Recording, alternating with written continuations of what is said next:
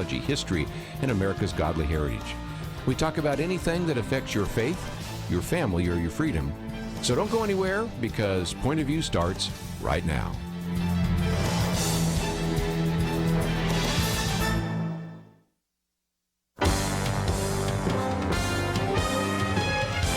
Across America, live, this is Point of View.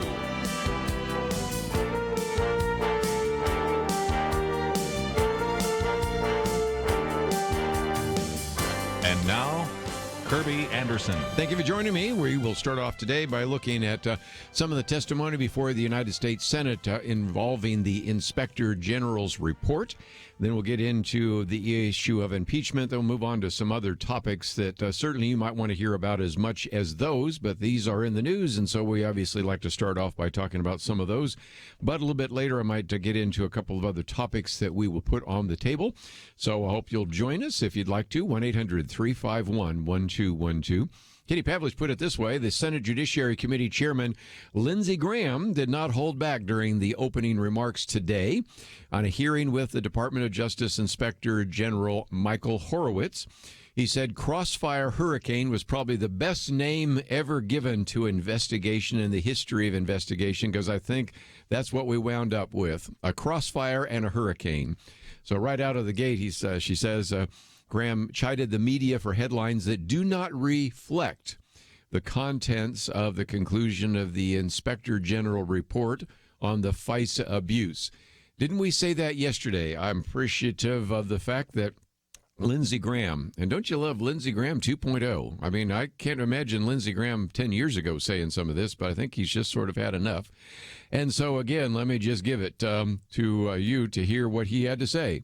He says there's been a lot of media reports about your report before it was issued, and I remember reading all these headlines. Lawful investigation with few irregularities. Everything okay. Low-level people got off track. If that's what you get out of the report, you clearly didn't read it. Again, this comes from Lindsey Graham, Senator, who's also the committee chairman of the Senate Judiciary.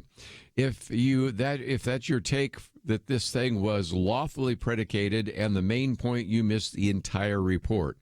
How do you get a headline like that?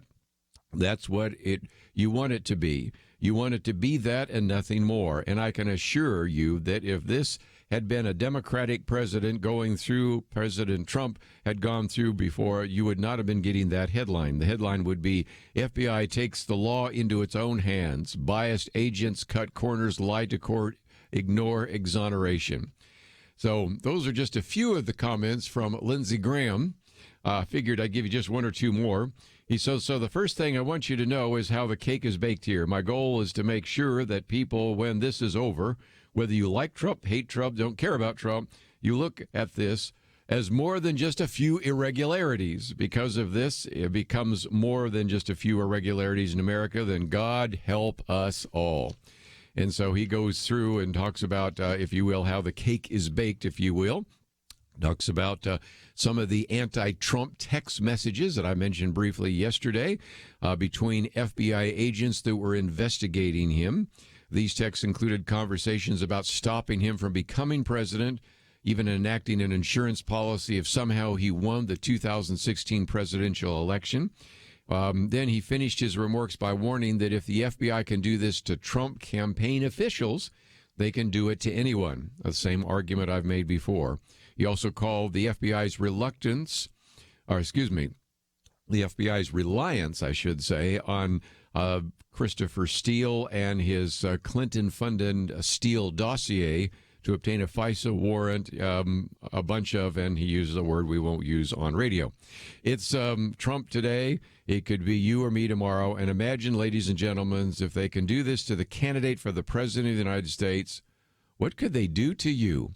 And that is, of course, something I've raised here before. Whatever you think about this president, whatever you think about having a FISA warrant, which is there primarily to investigate domestic terrorists and even foreign terrorists in this country, turning it loose on a campaign official who is really pretty low level now that we really know a little bit more about Carter Page. Later on, I'm going to read his column talking about how this has affected him and his family.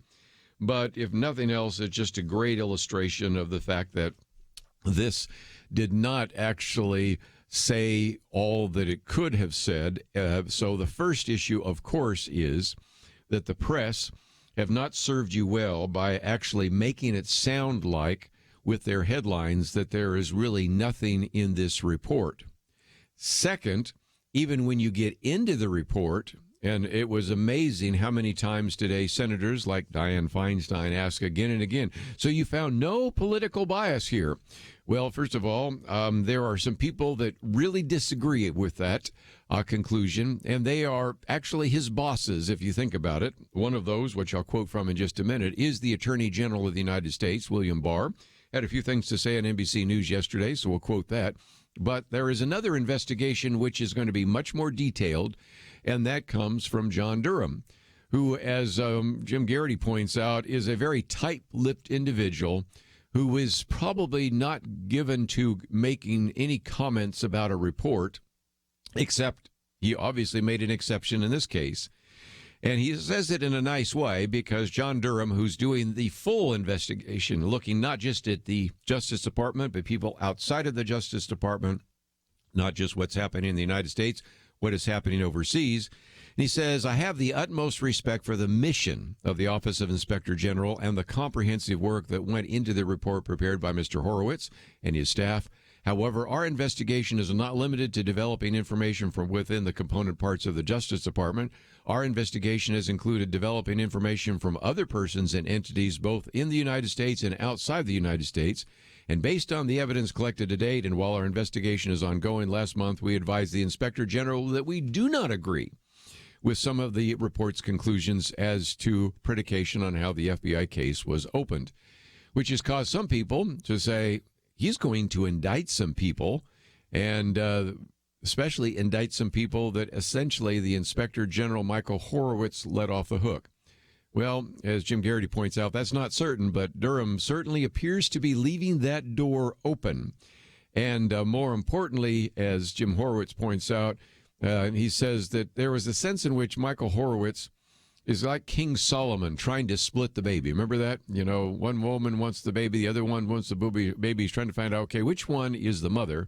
And they're trying to kind of split it down the middle by, on the one hand, declaring that the FBI had an authorized purpose for launching the investigation known as Operation Crossfire Hurricane ahead of the election, but also at the same time to acknowledge that maybe some of it was a witch hunt, a phrase used often by this president, and maybe a wild exaggeration, but nevertheless the other side of that. So we will see where that takes us. And if nothing else, I think that today, it's a good example, once again, of what we call the ink blot test or the Rorschach test. If you are convinced that there has been no misdoing and no misdeeds, and you are working for the mainstream press, you will just continuously cite some of the questions that Dianne Feinstein and others ask of Michael Horowitz, who time and time again went on to say that there was no political bias. But, however, if you are convinced that there is at least some real malfeasance within the Federal Bureau of Investigation, you would take the opening statements by Lindsey Graham and a number of other Republicans on the committee as very good evidence that there was a lot more in the report than you would know from the mainstream media. Let's come back, though, in just a minute. I want to talk about what the Attorney General said and maybe some of the takeaways from the report. All that coming up right after this.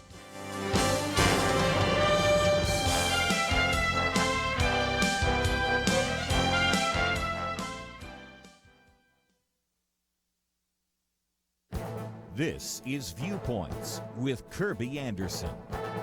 You know, it's hard to imagine that very many Americans who voted for Donald Trump did so because of his foreign policy statements. He has received lots of criticism for his mercurial foreign policy proposals, but he has brought economic and diplomatic pressure on three of America's adversaries. In a recent column, Victor Davis Hanson sums up our current standoff with China, Iran, and North Korea. Trump's critics described him as a Don Quixote tilting at Chinese windmills because of his focus on tariffs and a trade war.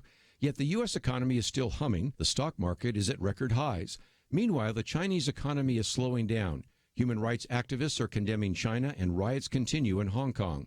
Beijing seems to be hoping that Trump will not be reelected so they can force a Democratic administration to return to the status quo. The Iran deal in 2015 was all that Iran could hope for. But Donald Trump ended the treaty, but also ramped up sanctions on Iran, but even pressured our allies to join him as well. Victor Davis Hanson reminds us that Iran was once an oil-exporting country. Today it has riots over gasoline prices. North Korea is relatively quiet at the moment, but the leaders there must make a crucial decision soon. Its impoverished population is reduced to a pre-civilization existence due to the sanctions Trump brought not only on North Korea, but also on China. With these limited successes comes greater danger. China may try to wait out their situation, hoping for a change of the administration next year. North Korea can't wait. It will probably launch a missile or do something provocative in order to force Trump to negotiate away sanctions. I expect one or more of these countries to attempt to change the situation that the Trump foreign policy put them in. I'm Kerby Anderson, and that's my point of view. For a free copy of Kerby's booklet, A Biblical View on Anti-Semitism, go to viewpoints.info/antisemitism. Viewpoints.info/antisemitism.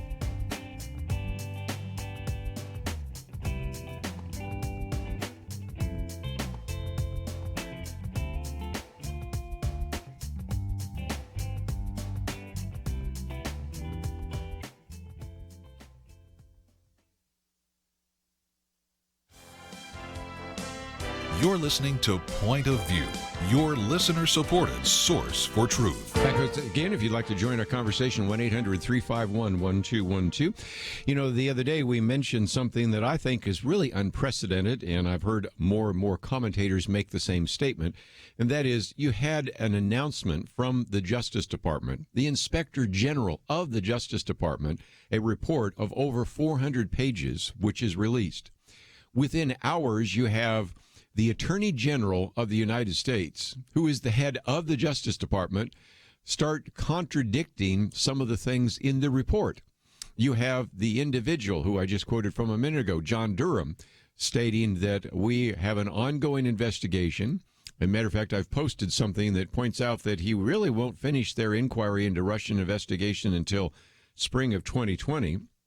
I'd been led to believe we were going to get some movement on that, maybe even some reports a lot earlier, but that's what we know, and we'll get to that a little bit later. But again, challenging some of the things that are actually in the Michael Horowitz report. So it illustrates to me only so well that there are some people that are in positions of leadership that strongly disagree with what might be eventually described as a whitewash of some of these problems. But as I've said before, even if you chalk all of this up to incompetence, even if you chalk it up to just mistakes that were made and no political bias, which is hard to maintain, because a little bit later I'm going to even quote from a commentary I have coming out next week, in which I point out it's always the bias going the other direction. You know, if you remember when we had the Internal Revenue Service, which was denying various Tea Party groups an ability to get a 501c3, a 501c4 designation, they said, well, it was just a clerical error. Yes, and we could never find one progressive group that ever had that clerical error happen on them. And every time a group had words like Tea Party in it, they just got set aside. So, you know, after a while, you have to say, I think there's something else going on, and that's certainly the case. But don't take my word for it. How about the Attorney General of the United States?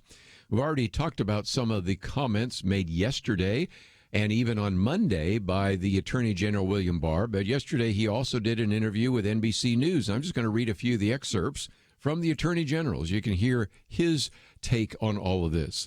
And he said, for example, this is William Barr, the Attorney General, I think from a civil liberties standpoint, the greatest danger to our free system is that the incumbent government use the apparatus of the state both to spy on political opponents and also to use them in a way that could affect the outcome of an election. As far as I am aware, this is the first time in history that this has been done, and here I felt this was very flimsy. Now, spy on an opponent. I have a high respect for William Barr. Was he just discounting what happened under Lyndon Johnson, where he placed a spy, wiretaps, and a number of things so that he got advance warning of anything that Barry Goldwater would say? But nevertheless, we'll leave that as it is. But the point he's making is, and he keeps using the word spy, and a lot of people don't like that because they say, well, no, he was just under surveillance. Okay, look up the word surveillance, and I think another synonym probably is spy, but okay, I'll call it surveillance. But then the Attorney General went on to say, I think our nation was turned on its head for 3 years based upon a completely bogus narrative that was largely fanned and hyped by a completely irresponsible press. I think there were gross abuses and inexcusable behavior that is intolerable in the FBI. I think this leaves open the possibility that there was bad faith. Now, again, he's not blaming all FBI agents. You may know a lot of agents and people that work in the Justice Department that are just admirable individuals. They're talking about some of the people at the top. And it brings me to a commentary that I've got coming out next week in which we've already talked about, who will guard us against the guardians. That is a phrase that goes all the way back to a Roman poet. But even James Madison in Federalist Paper number 51 talked about in framing a government which is to be administered by men over men, the great difficulty lies in this. You must first enable the government to control the governed, and in the next place oblige it to control itself. But how are we to keep our government leaders under control? How can we control those individuals that are controlling us? How can we guard against the guardians? And of course, we have our checks and balances, but it works a lot better when you have people that are moral and honest and have integrity. And that is not what we're finding right now. We know for a fact that there was an FBI lawyer that altered an email in order to make it easier for the FBI to obtain this FISA warrant. We know that we were informed by this particular report, the IG report, that there were at least 17 failures or significant inaccuracies in securing that. We know that an FBI director was fired because he was leaking his own memos of private and confidential conversations with the president. We know there are other individuals, as I quoted just a minute ago, that wanted to bring down this president, also did leaking and may actually end up being brought up on charges in that regard. And if you listen to our program yesterday, we even had an individual on the program talk about the fact that his organization discovered that someone at the IRS basically listed them as closing down their operation, their organization, which of course hurt them in terms of fundraising and everything else. And as I've pointed out, this is so reminiscent of what we ran into in the past, where the IRS was doing all sorts of things and essentially targeting any group that had the word Tea Parties in its charter or in its description. And you can't always say that that was due to a clerical error, because it only happened in one direction. And it always is the conservative group. It's always the Christian group that somehow was subject to some kind of clerical error. And I think we kind of know by now what's going on. But just before I take a break, Fred Lucas has done a good job of kind of summarizing the IG report. 400 pages. Is anybody going to read it? No. Let's just be honest. So here's 6 takeaways real quickly. Number 1, surveillance was broader than initially thought. Americans already knew the FBI used surveillance to keep tabs on some of the Trump campaign advisors, at least 2 of them. That's what the report said. But the report states that 2 others were subject to FBI spying, and that would be people like Michael Flynn, Paul Manafort, and others. So you got George Papadopoulos, you got Carter Page, you got Michael Flynn, you got Paul Manafort. Now we've got a longer and more detailed list of all the people that were being surveilled, spied upon. Number 2, the FBI far short on facts in applying for the warrant. That's a nice way to say that we had those 17 different inaccuracies and omissions, which, by the way, were significant enough to move the FISA warrant forward.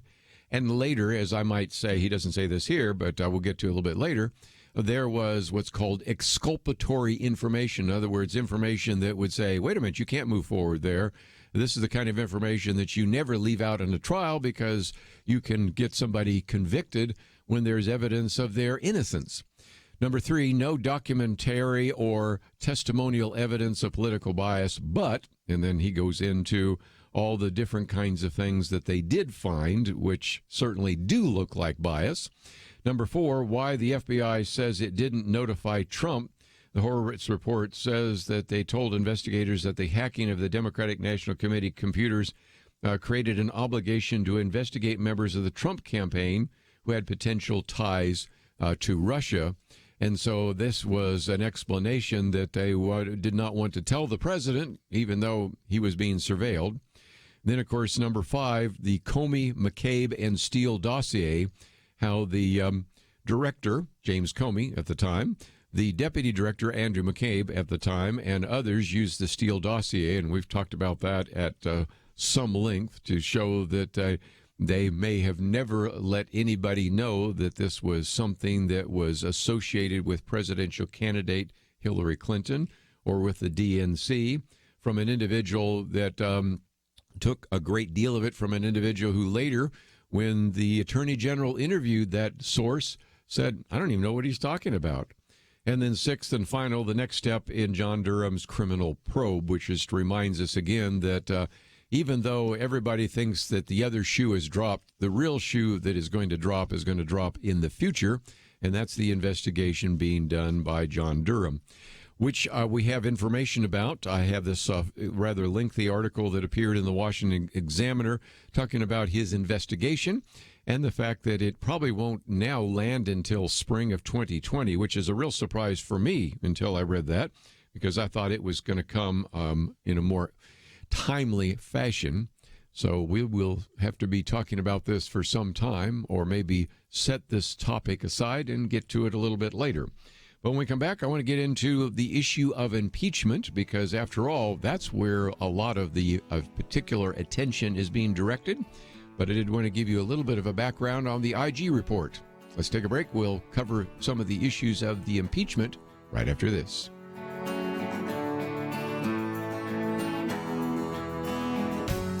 When you gift a point of view, does it make a difference? Jeremy Dies would tell you that it does. He grew up listening to Point of View in the back seat of his mom's car, and it helped to shape his thinking. I had parents that were able to sit across from me at the dinner table after we listened to Marlon Maddox and Kerby Anderson years ago and think through what the scriptures say about these issues of current significance in our lives. That's only possible because Point of View has come along and ministered into my life and made me who I am today. And here I am today defending religious liberty, partly because Marlon Maddox and Penn Dexter and Kerby Anderson were the ones that were pushing me towards all that. They taught me how to think through these issues. They didn't tell me what to think. They taught me how to think. Each gift you give will change lives. Not every Point of View listener will become a Jeremy, but if they listen for very long, they will be changed. And that will change how they impact and affect the lives of the people around them. So make that decision to change a life today. Join the Truth Team and boldly stand for truth in a world of lies, distortion, and information manipulation. Go to pointofview.net or call 1-800-347-5151. That's 1-800-347-5151. Point of View will continue after this.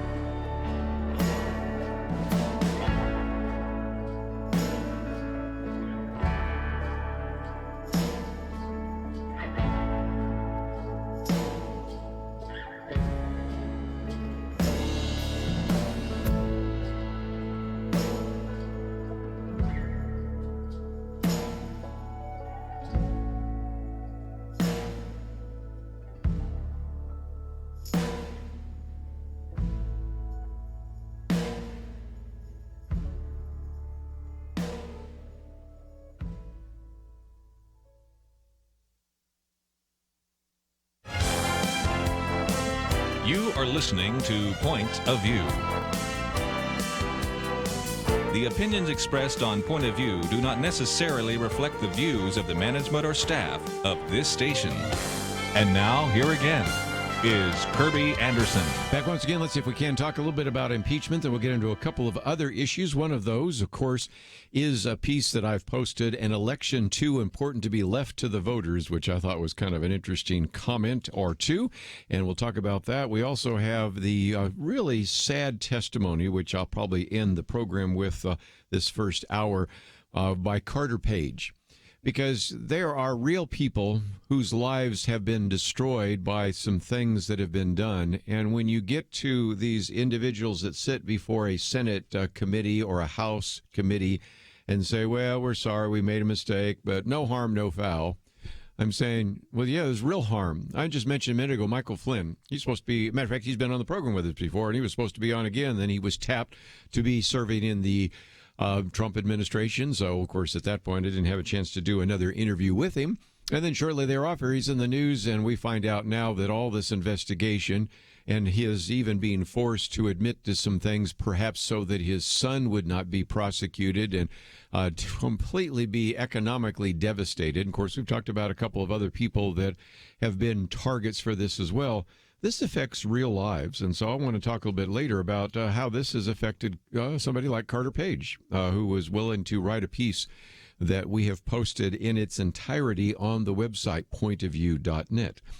But let's come back to the issue of impeachment, because we are moving down the road for what could be a vote on impeachment. The articles of impeachment apparently have been written. They will be voted on this week. I suspect when we have our Friday weekend edition, we'll be talking about how the vote went in the House Judiciary, and then next week a vote in the House, and then a move to the Senate. Now, do we believe that the president will be removed from office? No. Is there a way the president could be removed from office? I'll talk about that in just a minute. It's one of those things that people are starting to raise as an issue. But first of all, let's point out that some people that know a lot more about the law than you and I know are saying that actually what Congress is about ready to do is actually breaking the law. Don't take my word for it. Let's go to Alan Dershowitz. Okay, this is a legal expert. This was a professor at Harvard University. We've had him on a couple of occasions. A progressive. He did at one point say that one of the brightest students he ever had was Ted Cruz. But the reality is he was a Hillary Clinton supporter. Matter of fact, he was writing a book on how impeachment was misused because he was fully expecting that Hillary Clinton was going to be elected president and had heard that some Republicans wanted to impeach her based upon all sorts of misdoings going all the way back to when she was first lady. And so he had written pretty much a book arguing against the political use of impeachment. And Bill Clinton and Hillary Clinton and the rest of the country was shocked because she was not elected. Donald Trump was. So then instantaneously, he started hearing Democrats talking about they were going to impeach Donald Trump. So all he did was simply change some of the material in his book to focus the other direction. So he would have been criticizing Republicans if they had called for the impeachment of Hillary Clinton. And now he's been very critical of Democrats who have been calling for the impeachment of Donald Trump. But it's more than just critical. Let me quote Alan Dershowitz. Congress is actually breaking the law, Alan Dershowitz said the other day. They are violating the Constitution if they vote to impeach him without finding one of the four elements that the Constitution requires. You might say, well, what are those? We'll look them up. It's in your Constitution. That is treason, bribery, or high crimes and misdemeanors. You can't say that we're going to impeach him for an abuse of power because there's nothing in there about that. Treason, bribery, high crimes, and misdemeanors. You certainly cannot impeach him for the issue of obstruction when there have been times when presidents have prevented their various members of their cabinet or of the bureaucracy of the administration from testifying. and have gone to court, as the Trump administration has, to see whether or not they can exercise what's called executive privilege. And so one of the things that Alan Dershowitz has been saying is that this has become the nightmare that Alexander Hamilton and James Madison feared, that eventually impeachment might be misused for political reasons. So his argument is that the attempt to call for an impeachment, that the justification for that is very thin, and more importantly, it does not qualify under the words of the Constitution: treason, bribery, high crimes, and misdemeanors, which I think could give an out to some of the Democrats that might want to vote against it. They could piously say, well, I don't like this president, but none of the charges rose to the level of treason, bribery, high crimes, or misdemeanors, and they might be able to get away with it, but we'll see whether or not that happens. So anyway, just a piece to remind you on the background here that Alan Dershowitz, who obviously knows something about the Constitution and certainly has taught law all those years at Harvard Law School, says they're violating the law if they actually call for an impeachment of the president. Another person that we started to hear a lot from this week, especially, is Matt Gaetz. He is a representative Republican from Florida. And I wanted to maybe pull his clip, but I'll just read it because I can get through it probably faster. Because he was saying, earlier in this hearing, Mr. Chairman, you said in your opening statement that there's nothing more urgent than impeachment right now. And this is the most urgent thing we can possibly do. He says, you know what? If you're a senior right now and you can't afford your prescription drugs, that's more urgent than this. If you're a manufacturer wanting to dominate the Western Hemisphere with the passage of USMCA, which of course would be the replacement for the current treaty that we have, that's more urgent. If you're a farmer who wants to open markets so that your family can survive and thrive, that's more urgent than this partisan process. If you're a desperate family member watching someone succumb to addiction, solving the opioid problem, probably more urgent than this partisan impeachment. If you're a member of the next generation dealing with the challenges of extinction and climate change, a budget that's out of control, driving up the credit card of young people in this country, and what they'll have to pay back as a consequence of our poor decisions, likely that's more urgent. But House Democrats have failed at all of these things. Matter of fact, I'd say that the only thing under the Christmas tree for most Americans would be a lump of coal. But I think they're against coal, too. The only thing under the Christmas tree for Americans would be impeachment and investigations. I've heard over and over Democrats say this is all about the president's personal interest and that he abandoned the national interest. And he says, and it begs an analysis of how the nation is doing. In November, 266,000 jobs were created, 80,000 over the average, 500,000 more manufacturing jobs in the Trump presidency, 700,000 construction jobs. We're doing better than ever. The American people are thriving. Why don't you help us move along the critical issues that are far more important than this partisan impeachment? It was very well said. But nevertheless, all sorts of very important pieces of legislation on free trade, on opioids, on drug bills, all sorts of things are languishing because all the focus and attention's on impeachment. But just before we take a break, let me real quickly mention that there has been this article out saying that it would be possible to not only impeach the president, but remove him from office, because this particular article by Benjamin Wofford says Trump's impeachment doesn't require 20 Republicans, says Lawrence Tribe. It could happen with 0. And it turns out that, of course, if you look at the Constitution, it says 2/3 majority to remove a president from office.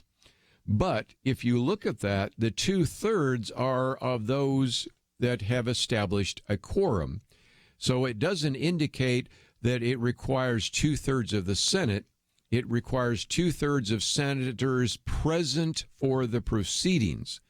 Now, for this to work, you'd have to have a lot of Republicans not show up so that then you would have at least enough Democrats who would then considered to be 2/3 of those present. I can't imagine that there would be too many Republicans that would simply sit out unless you had somebody like, I don't know, maybe it is a Mitt Romney or other person like that that says, I don't like the president, I don't want to vote for his impeachment, but if I just simply don't show up, then there may be enough votes with the Democrats and maybe a few other Republicans that then that 2/3 would remove him from office.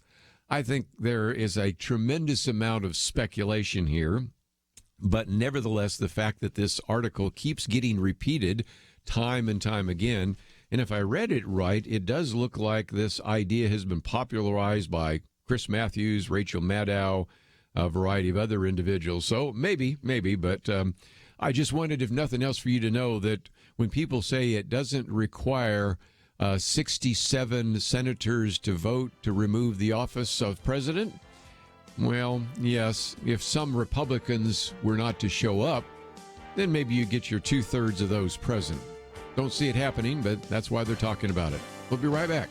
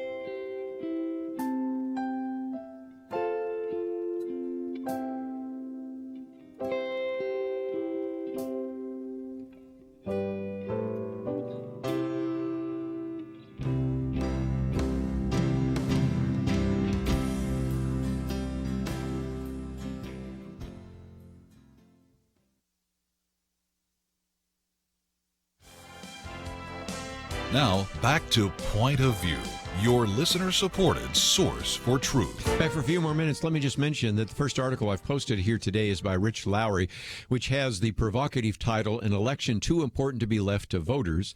And that is kind of the premise that he has there. And he starts with the assumption that President Trump did withhold defense aid to Ukraine in order to force Ukraine to actually do investigations. And I still have questions about the premise, but let's just concede the premise because it then allows us to get into the next point.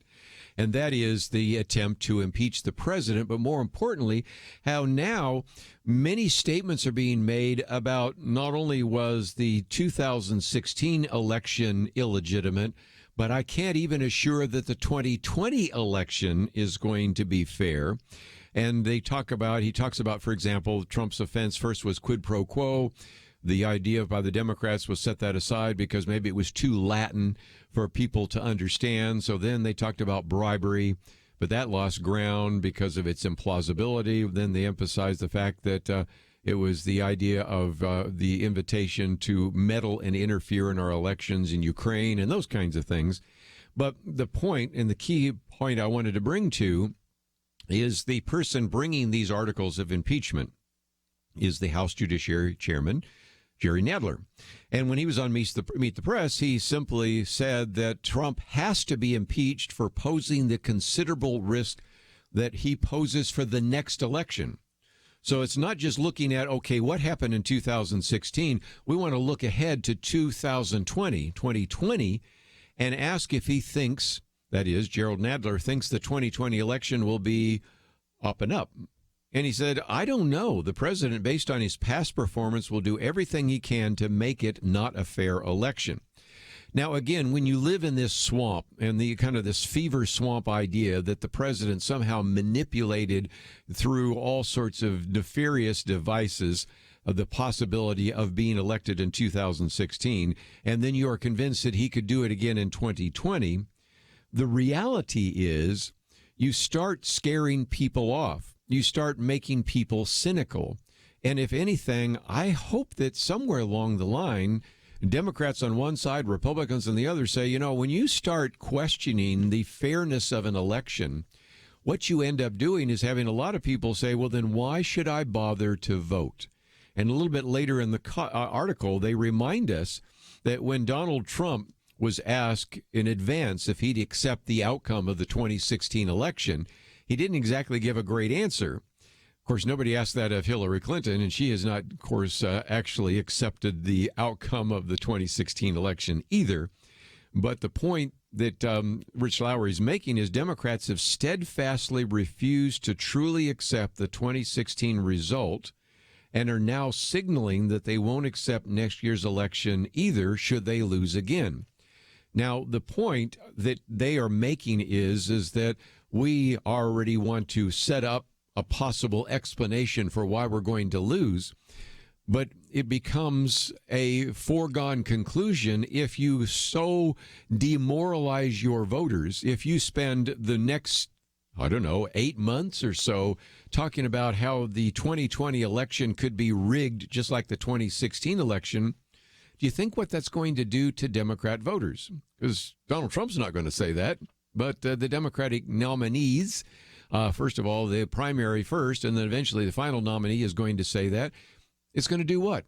Depress the vote. They're going to say, well, why do I vote then? If it's already a rigged election, why should I go to the polls?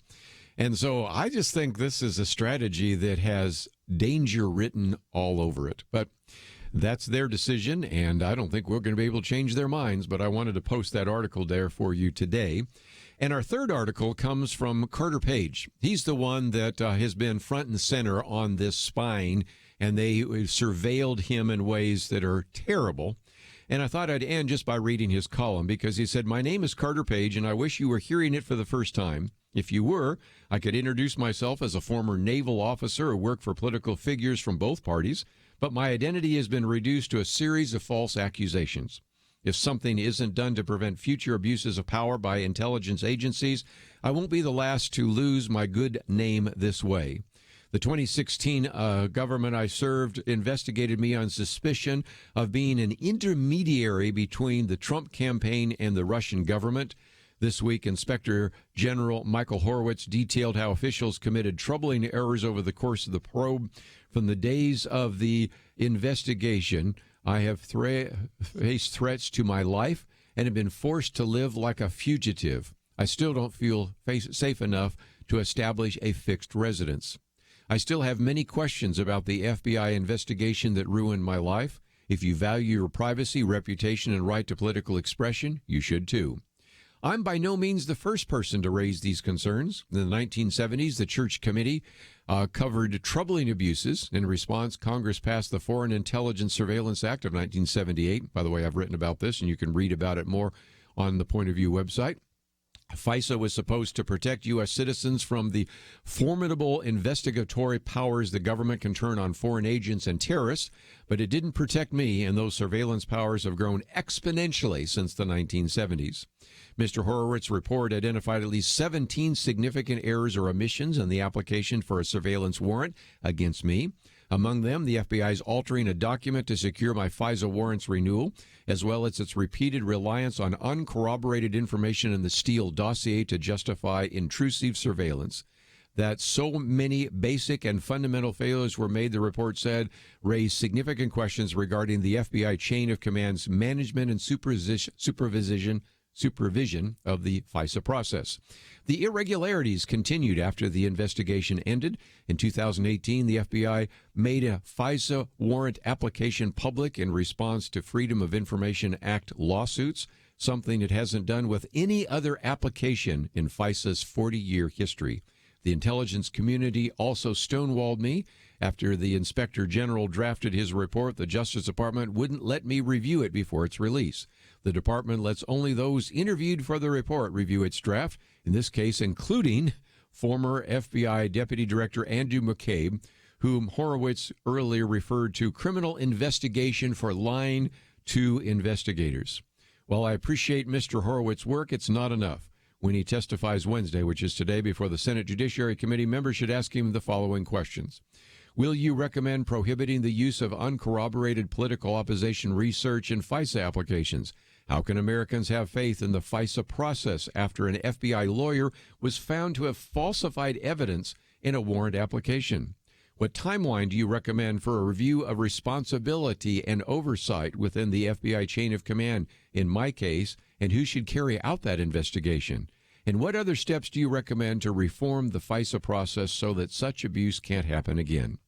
My experience should be a warning. For 3 years, I've opened myself up to more than 40 hours of interrogation without a lawyer, including full days of questioning before the House and Senate Intelligence Committees and by Special Counsel Robert Mueller's team. After all this testimony and after more than a year of round-the-clock surveillance under FISA warrants, I have never been charged with any crime. If senators don't demand answers, they practically are inviting intelligence agencies to use their surveillance powers to target domestic political opponents. I will never completely restore my name. All I can do is try to make sure this never happens again. As the Supreme Court warned nearly a half-century ago, the price of lawful public dissent must not be the dread of subjection to unchecked surveillance power.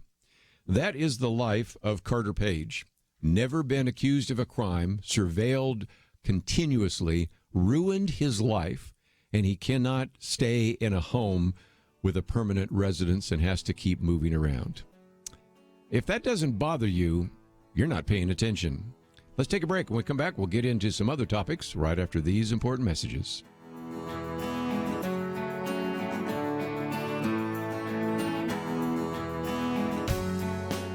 We live in a digital generation. Point of View is reaching this often overly plugged-in generation with truth.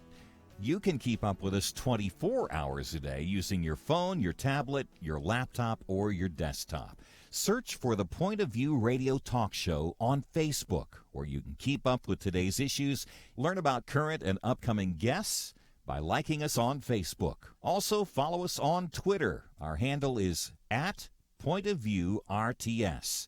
That stands for Point of View Radio Talk Show. Learn, interact, make a difference with Point of View using new media. And here's one way you can make a big difference. Help us increase our reach by spreading the word among your friends. Share a Facebook post.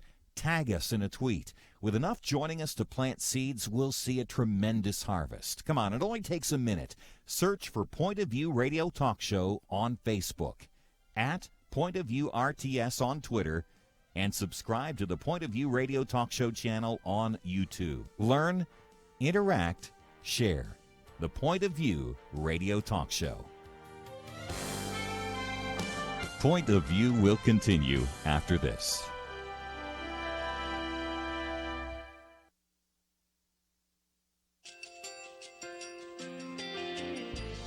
I just want to thank you so much for all the wonderful programming you have. You're just absolutely fantastic. I recently started listening to Point of View, and I really found it interesting because of the different subjects you cover. Thank you for that. I really appreciate everything that you do in keeping us informed. Thank you, Kerby, for everything that you have been doing. I appreciate all the work that you're doing, advocating for the Word of God. Thank you so much. Point of View, I think, is absolutely necessary because it's a Christian perspective, a biblical worldview perspective, and receive very current, up-to-date information about what is really going on, week to week in our culture, which is changing so rapidly, and yet it's morally sliding backwards. Yeah, I'm just, first of all, I thank you guys. Y'all's program is wonderful, and enjoy it every day. I learn so much every time I listen to it. Point of View Radio Talk Show.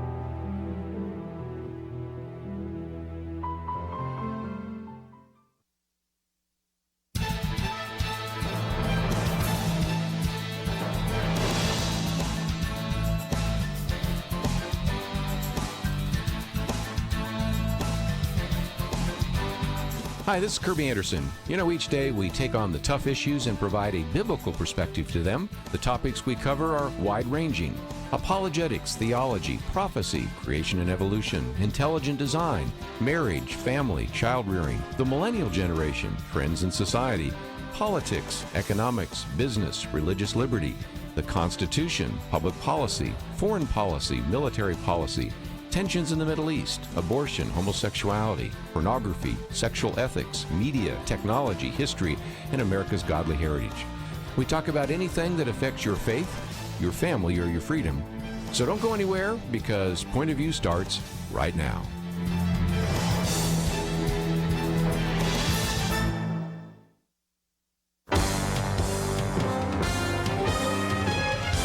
Across America, live.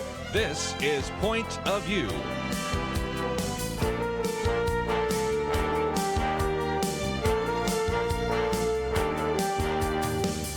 And now, Kerby Anderson. Thank you for joining me today. Let me just mention that in the next hour, we're going to be spending some time really getting into the news. Today, you have the Inspector General of the Department of Justice, Michael Horowitz, actually testifying in the Senate Judiciary Committee. And the Chairman, Lindsey Graham, did not hold back, by the way. And so I'll say a few things about that in the next hour.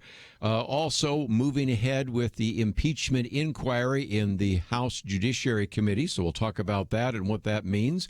Some arguments being made by even very esteemed law professors that even a vote on this impeachment without fitting one of the criteria listed in the Constitution would be unlawful. So there's a lot that we will cover in the next hour.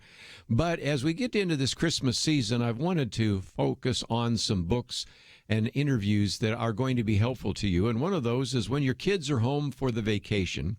It's a opportunity. It's a great opportunity, I might say, to figure out how to motivate your kids to be compassionate, to be responsible, and to be brave even while you're not around. And so that is the subtitle of a book we're going to be talking about this hour, because it really is just chock full of great information, very concrete steps that you can take, published by Moody.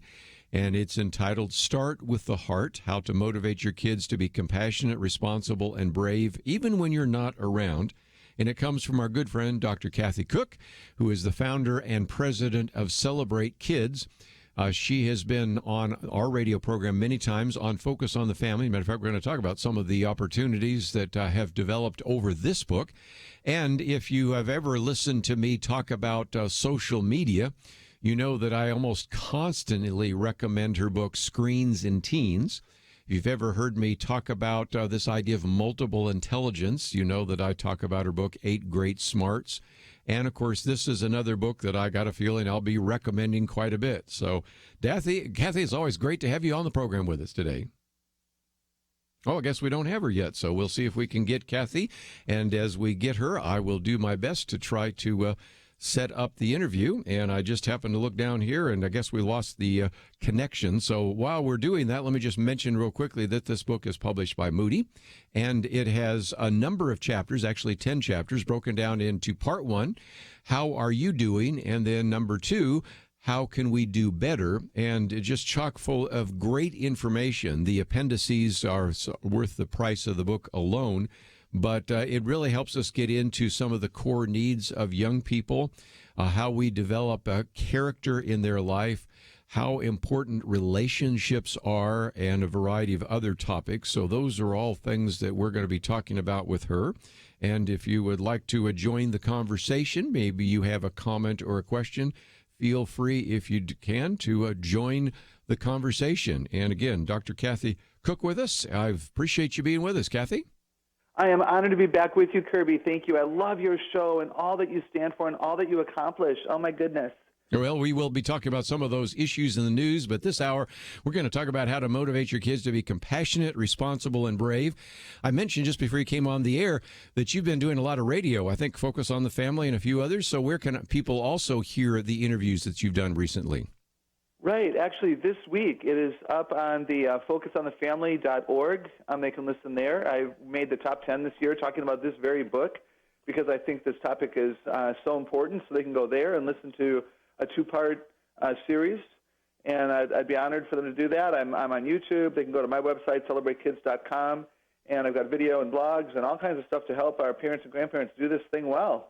Well, again, let me mention, too, that on our website, pointofview.net, we have a number of links, including one to startwithaheart.net, so you can get into that material as well as your own website, and we have your Facebook posts and all sorts of things that people can find. So let's get into it, because one of the things you talk about is this idea of relationships, and I love the way you say it. Relationships rule, because if you have a good relationship with your children and your grandchildren, that is really the foundation upon everything else we're going to talk about, isn't it? It absolutely is. It gives us the right to speak truth. It gives us the right to, correct. They take our affirmations seriously. I think when we're in a right relationship with our kids, they feel known and they feel safe. And then they're going to be vulnerable and transparent. They're going to come to us when they have questions about how the world works. And we're the ones who want to be influencing them. It's so important. In your chapter there, you talk about, is your child resilient? And you know as well as I do, Dr. Kathy Koch, that we are talking about when we go to college campuses today, kids wanting safe spaces. They want trigger warnings. Sometimes, even yesterday, we got talking with one of our guests about how some of them become drama queens. The least problem becomes major. And so you really want to also, in the whole area that you're talking about in terms of relationships, talk about helping our kids be able to cope with the ups and downs of life. Talk about that, if you might. Yeah, absolutely. It's tragic, isn't it, that people are broken so quickly or afraid of suffering and trauma. And we don't want to invite suffering upon people, but live a few years and understand that, challenges are a part of life. And I think parents' responsibility and privilege is to raise up kids who aren't afraid of the challenge, are able to bounce back up quickly after a season of defeat or a moment of defeat. That's a definition. Okay, so to bounce back quickly. And you know what, Kerby? It's a decision. It's a decision to not stay down in the valley. It's a decision, to say that goal I had was important enough that I'm going to risk trying again, even if I don't make it the second time. And then it becomes a part of our character. If we allow our kids to learn how to stand back up, okay, and we're doing it we're the support system. We're like the crutches, if you will, initially, and then we can step back and they're able to do it on their own. And when they're able to stand back up and achieve some greatness on their own eventually, they feel good. They feel empowered. They feel safe within their own skin. They feel like they can conquer the world. And we need that for them so that they can go out into this world that's crazy and not succumb to the torment and rise up.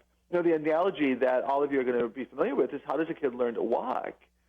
The first time they fall down, we don't go, oh, bad boy, and we don't say, wait 5 years until you're perfect. We settle them, we step away, we raise out our hands, we smile, we say, come to mama. And we encourage effort that arrives at this place of perfection, if you will. And we don't ever call those things mistakes. When kids scribble right, we put it on the refrigerator and we brag about it to every living relative. We don't say that was bad. And so all of life is going to have everything that's worth achieving. The first time you and I were on the radio, we didn't do all that well, probably. Hopefully we've gotten better. We didn't give up. Well, we need to take a break. When we come back, I want to pick up another one, because sometimes the problem isn't with the kids, it's with the parents. And you use a great illustration, which I think we're all aware of.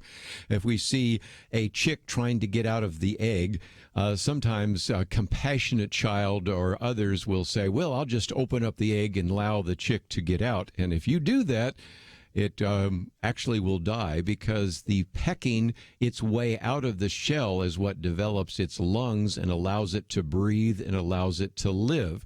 And we have, unfortunately, a lot of helicopter parents, snowplow parents, lawnmower parents, whatever illustration you want to use. So when we talk about how to motivate your kids, sometimes it starts with the parents. So we'll talk about that with Kathy right after this.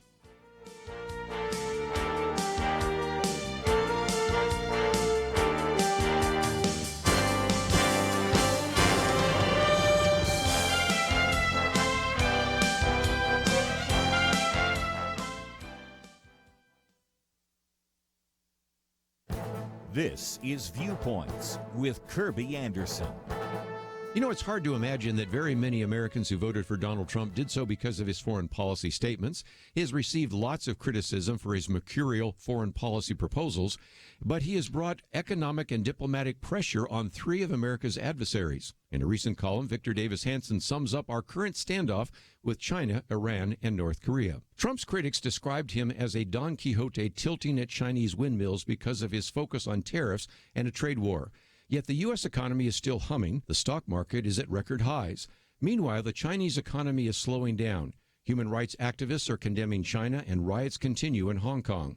Beijing seems to be hoping that Trump will not be reelected so they can force a Democratic administration to return to the status quo. The Iran deal in 2015 was all that Iran could hope for. But Donald Trump ended the treaty, but also ramped up sanctions on Iran, but even pressured our allies to join him as well. Victor Davis Hanson reminds us that Iran was once an oil-exporting country. Today it has riots over gasoline prices.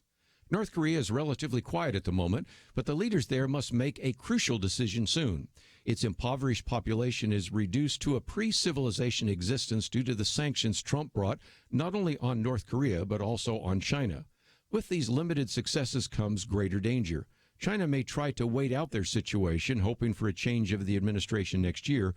North Korea can't wait. It will probably launch a missile or do something provocative in order to force Trump to negotiate away sanctions. I expect one or more of these countries to attempt to change the situation that the Trump foreign policy put them in. I'm Kerby Anderson, and that's my point of view. For a free copy of Kerby's booklet, A Biblical View on Anti-Semitism, go to viewpoints.info/anti-Semitism. Viewpoints.info/anti-Semitism.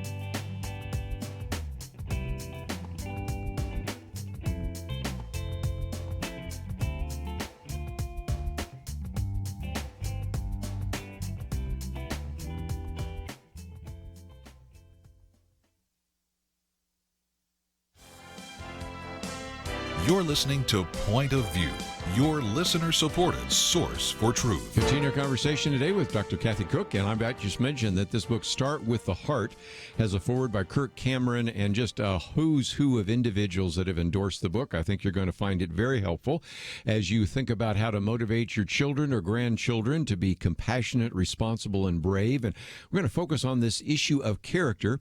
And Kathy, I love the fact that you start almost every one of the chapters with a particular passage of Scripture, Proverbs 4:23. Above all else, guard your heart, for everything you do flows from it. And of course, it's why we start with the heart, obviously. But just a minute ago mentioned something that you had in your chapter on character, and I think it brings us back to the parenting that takes place. Sometimes out of our desire to help a little chick get out of an egg, we end up killing it. I think sometimes in our attempt to try to help our kids, we coddle them a little too much, and we don't make them resilient, and we don't help them develop character. What do you think? Absolutely. It concerns me so much. Sometimes it is the attitude of the parent. Are we willing to, if you will, suffer with them? Are we willing for them to not earn an A the first time because they chose to be lazy? And are we going to help them learn that there are consequences for the choices they make? If we don't, while they're safe in our home, help them grow up and mature in their heart, then they're going to be at a loss out there. And frankly, I look at the cultural chaos and messy people. It's partly because parents were not present in the trenches with them to establish a heart for the Lord, a heart for truth, a heart for compassion, a heart for wisdom. Absolutely.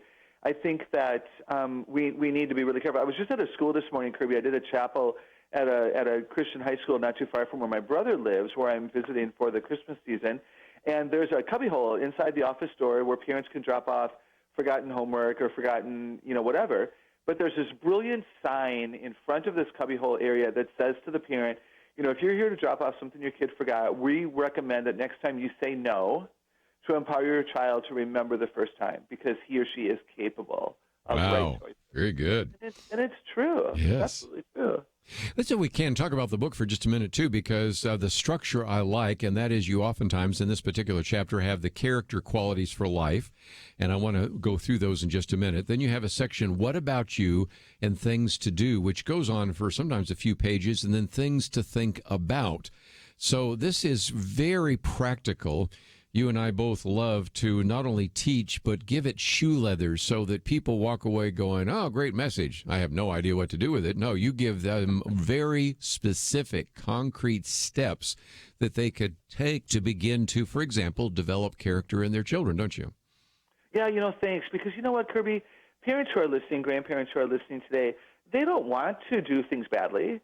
Very few parents intentionally want to harm their kids. So what I love to do in books that I write is to give them hope that they can do a U-turn, they can make a change, they can say to their kids, man, you're the guinea pig, you're the oldest, we've experimented with you, we've admitted that your whole life, and we're going to make some changes again because we've discovered that the heart can be trained for righteousness, and we need to be specific in our vocabulary and do a better job of raising you up. Absolutely. It's not a quick fix. There's no pill you swallow. I wish there was. Maybe I don't wish there was. I think that, because I don't know, I think the growth curve, I think the perseverance that's required for us to grow up, it strengthens us, and that's where our faith comes from. That's another reason to not coddle our kids. That's another reason to not helicopter them 24/7, because the Scripture is very clear. It's through the challenges of life that our character develops, and it's through the challenges of life that our faith strengthens. So that's how we get deep roots for character and deep roots of faith, and now we don't drop out of our faith and we don't drop out of ourselves, if you will, with foolish decisions. And again, in your character qualities, I have 9 of those, but humility, self-respect, self-control, respect for others, compassion, bravery, responsibility, initiative, and even the area of effort, diligence, and perseverance. These are character qualities we would like to have for our children and grandchildren, but sometimes we don't know how to maybe move down the road. But if we were to even identify some of those in this initial chapter and begin to have some kind of proactive attempt to make those part of the life of our children and grandchildren, we're going to be a lot further along. And so, again, this is how this book can be used to begin to identify areas of strength, but also areas of need and deficit where we can begin to work on those so that we end up with children that are going to be really able to take on leadership responsibilities in the 21st century. Oh, that's so well stated. And one of the reasons I wrote the book is the lack of character and parents confused. They would say to me, I thought I was doing a good job, and why is my kid, bullying and lazy and all that? And let me say to everyone, and you and I have talked about this, Kerby, part of it is technology. Yes. Because, and I'm grateful for technology. It's amazing. Like, I'm an author, so I like the reboot button. I like the, copy and paste. I like the undo button. Oh, my goodness. But you know what? Our heart and our soul and our mind doesn't come with any of that. But if we're raising kids with technology, they think they should win every game they play. They think that everything should be copy and paste, spell check, everything's easy, autocorrect. I can take photos and Photoshop out people I want to pretend weren't there. No, but life doesn't work like that.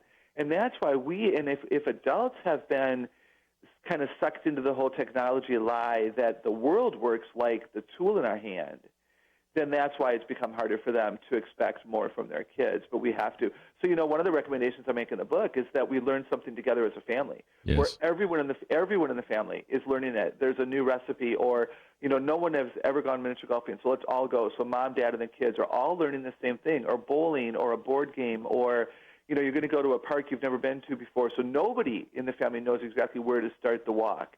And that way everybody's on the same even plane, and kids can watch their parents be good role models. Kids could maybe lead their parents appropriately, and then we develop that perseverance, effort, initiative that we want them to have in all aspects of life. So good. Let's, if we can, now maybe get into the issue of change, because a lot of people are saying, well, I'd like to bring about some changes. I'm trying to get my kid to pick up his clothes. I'm trying to get them to get out the door on time. I would like to get them to do their homework. They're talking back, and I need to change that. So you have a whole chapter on what makes change happen. So let's see if we can answer that question. Yeah, I really appreciate you bringing that up because it is so relevant. First of all, change means exchange. And when I saw that in the dictionary, that rocked me. Change actually means the exchange of one thing for another. And it's so biblical. Ephesians 4:22 through 24. It proclaims there, Jesus says that we should take off our old self, or Paul says we should take off our old self, which is corrupt. We put on our new self, which is created in the righteousness of God. And then we renew our mind. That middle verse, Ephesians 4:23, says renew your mind. And that's done in the Holy Word of God. So change requires that we know what to stop doing and what to start doing. And Kerby, a lot of kids tell me, Dr. Kathy, I know I'm not supposed to whine. I don't know what to do. Yes. Or I know I'm impatient, but I don't understand what patience. I've never been patient, so I don't know what it feels like, and I don't know how to be it. And we might be thinking, no, that's not legitimate. No, it really is. Yeah. Do they really understand? And then, so we need to make just a two-column chart. We're going to take off, interrupting, and we're going to put on putting others first, and patience, and teachability, and all the things that would allow me to listen longer. And then the key to change is the renewing of the mind, because beliefs cause behavior. And again, you have things to do where just the idea of pick one issue in your life, or one issue in the life of a child, because if you try to change too many things at once, it just gets overwhelming for you and for the kids, doesn't it? Absolutely, and then we feel like we're failing. And there's a lot of prerequisite things, right? If you think about something that irritates you right now with one of your kids, or maybe it's a self-reflection and you're tired of your own behavior, think about what's contributing to that. And sometimes there's a prerequisite belief or habit that we need to change first, so that this other thing is easier to change, if that makes sense. So looking at cause-effect ideas.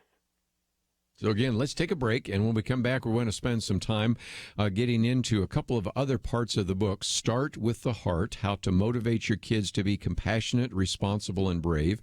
It is published by Moody, so you probably can find it in your local bookstore, but I do recommend that you contact Celebrate Kids. We also, of course, have information about this book on that website as well, so you're going to find a couple of great resources already on our website, and as you click through, you'll find a number of others. Startwiththeheart.net. And I can't think of a conversation I've ever had with Kathy without talking about the 5 core needs. And if you don't know what those are, you might really want to listen after we come back from the break. You might even want to number 1 to 5, because we're going to get into that in a little more detail. And it really is kind of another foundational part of this book, which goes on to then talk about not only what you are doing, but how you can do better, how you can communicate so that your kids will hear you, how you can maybe do a little better job of listening, complimenting and correcting, and a variety of other issues. And as I mentioned at the outset, this book is worth it just for the appendices alone. There are a lot of great appendix sections that we'll talk about in just a minute. So if you'd like to know a little bit more, you can go to our website, pointofview.net. If you'd like to join our conversation, 1-800-351-1212. We'll be right back. There's an old saying that the first casualty in war is truth. Maybe that helps you understand what's happening in America right now. Thankfully, it's not a war with bullets, but there is a war for control. Control of the country and control of your pocketbook. Truth is under fire, but you can help turn the tide by supporting truth. Join the Truth Team at Point of View Radio. Learn how you can make a difference at pointofview.net/team or call 800-347-5151. Don't let truth become a casualty on your watch. Pointofview.net/team and 800-347-5151. So what would you do with an extra $500 a month in your budget? Pay off loans, save it, do something fun? Well, it's something you may need to think about if you become a member of MetaShare. MediShare is a Christian healthcare sharing ministry, and it works. You can save big time on your healthcare costs, and you don't have to pay for things you don't believe in either. Find out more. Call 855-SHARE-40. That's 855-SHARE-40. 855-SHARE-40. Point of View is produced by Point of View Ministries.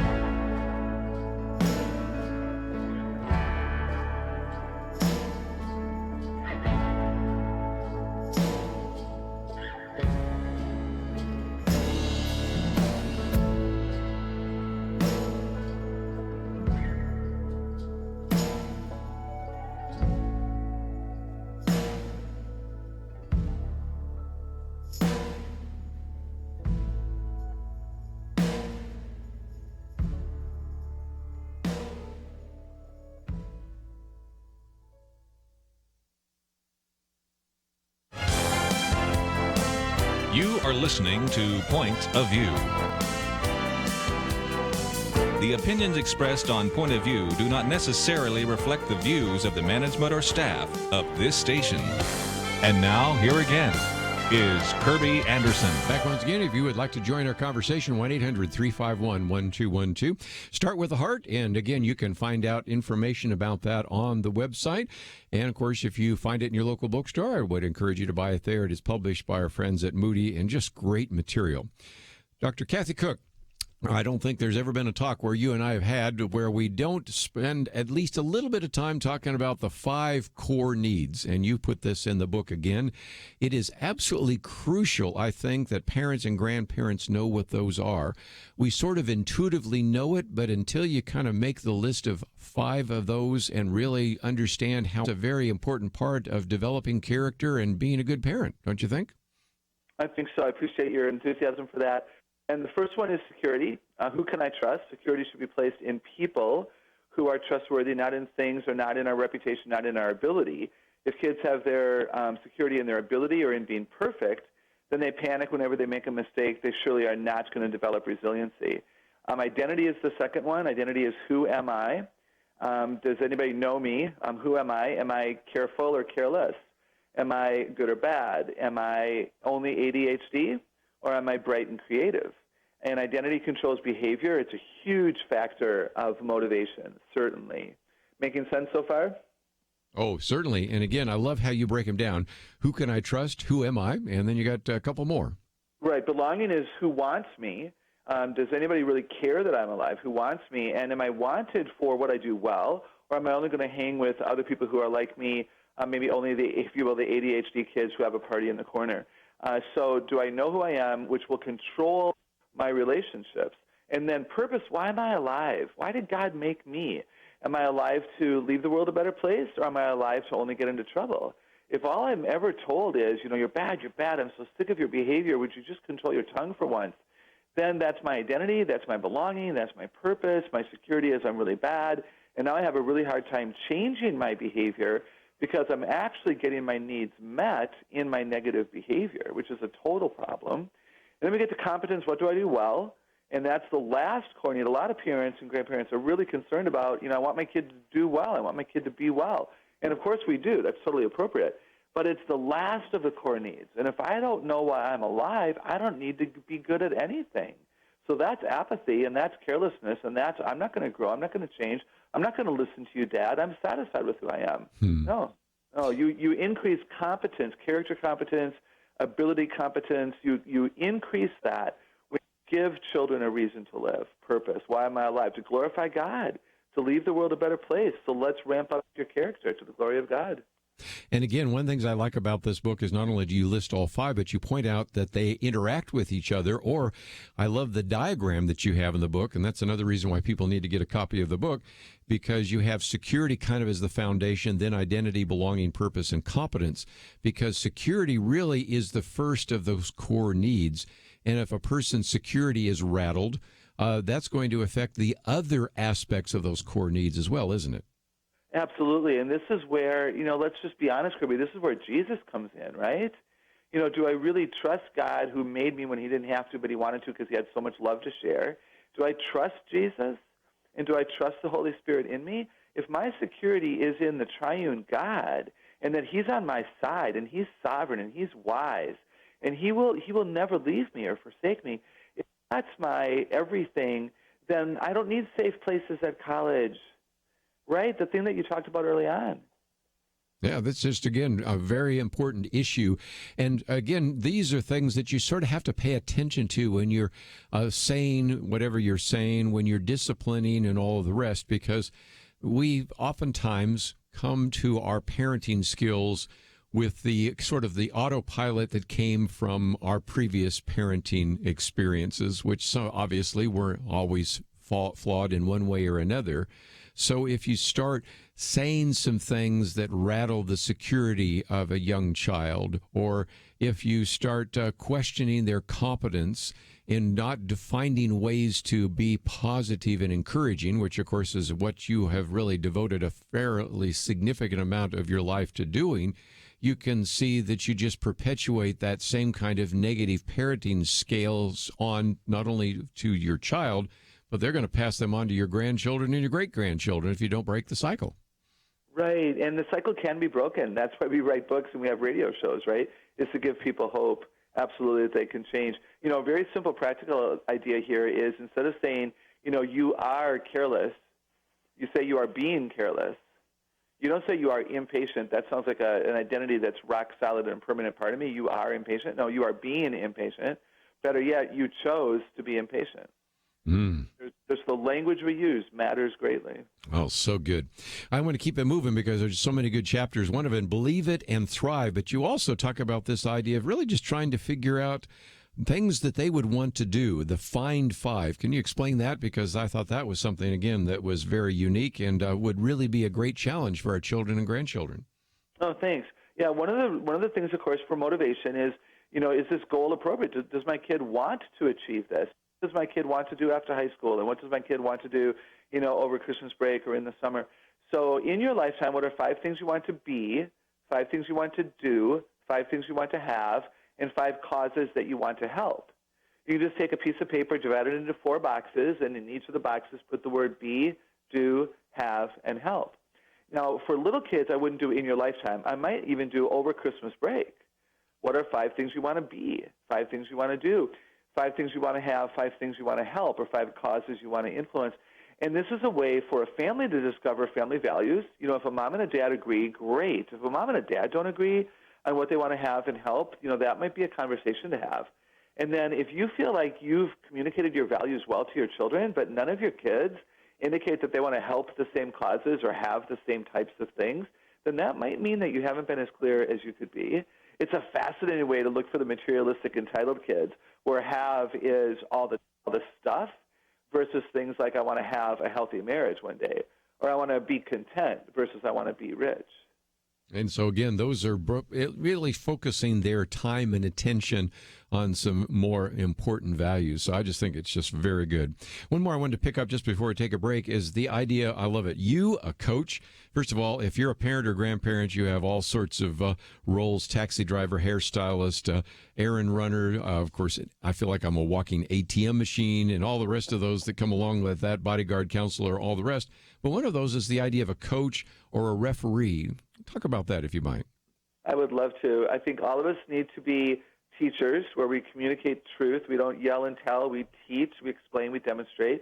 We all need to be coaches. And a good coach, emphasize a good coach breaks down complex tasks into minuscule pieces. A good coach, I used to coach basketball, and I never would allow my girls to run and dribble if they couldn't dribble standing still. So, again, they've got to learn a little bit of putting those two together. So that's the idea of coaching, ultimately. And I think we just lost her. So when we get her back, we'll see what we can do. But in the meantime, let me just mention that in the idea of coaching here, you talk about natural consequences and then logical consequences as well as positive consequences and negative consequences. So each one of those is really important because some of the natural consequences occur because of their choices. And that is the case, logical ones, because they make bad choices. We certainly know what the negative consequences might be, and sometimes those we call punishments. And of course, positive consequences be rewards. So it really breaks it down into a variety of different areas. And so I think you're going to find that to be a very helpful part of the book. Start with the heart, how to motivate your kids to be compassionate, responsible, and brave. Let me just mention that we also will put a link up there to celebratekids.com. That is another place where you can find some great information. And the website we've been talking about, which is related to the book, is called startwiththeheart.net. There is a place where, of course, you can buy the book. But if you say, well, I'd like to look at it first, you can read an excerpt out of that. You can also find some of the material. There's a link there so you can hear the Focus on the Family broadcast. And so that's available. And then there are all sorts of bonus resources. There are various shareable graphics, downloadable printables, and things of that nature. And we're getting Kathy back. So just after the break, we'll come back and talk a little bit more about a few other aspects of this in the last part of the book. All of them start with C, certainly communication, complimenting, correcting, and those kinds of things. And again, there are a number of appendices, one on character qualities, how to teach character, a vision statement you may want to put together, what seventh graders said about identity, complimenting words, correcting words, and of course just some incredible footnotes and other resources that are all part of this book. So about 280 pages, published by Moody.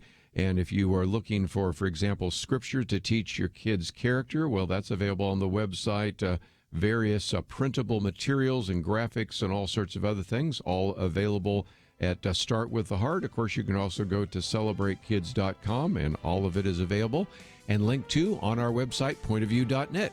We'll talk about how to communicate right after these important messages.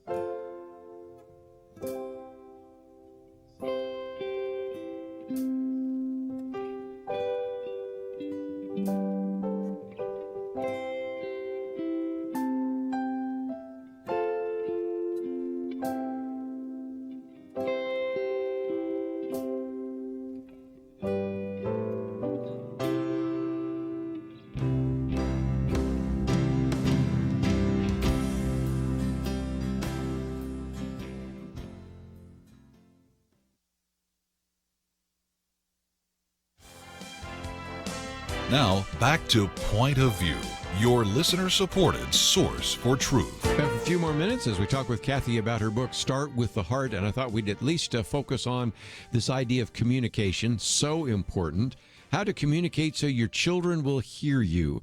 And I might mention some of these appendices also have some great material in that regard, but that's the difficulty. First of all, we have to be able to be good communicators, encouraging and positive.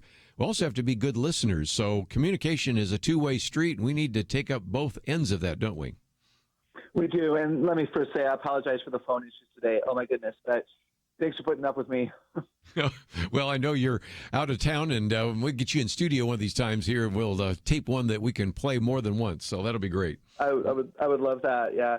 Yes, to listen longer, to listen, to learn, to listen to understand, not to listen for our turn to talk, but to listen because we care and we want to understand. When kids know that, they feel safe. And again, they're going to share the details that we desire to know.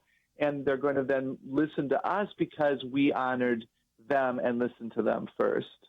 One of the things you talk about is this whole idea of how to necessarily respond to some of that. I can't. What can't you do? Or this is too hard. Well, how can I help you? I don't want to, and to really kind of get beneath this, because sometimes we just simply say, because I said so, or they're explaining something and we're just so interested in getting it done that a lot of the children, as you point out, say, I could just never please my parents. I'm trying to tell them I don't understand this.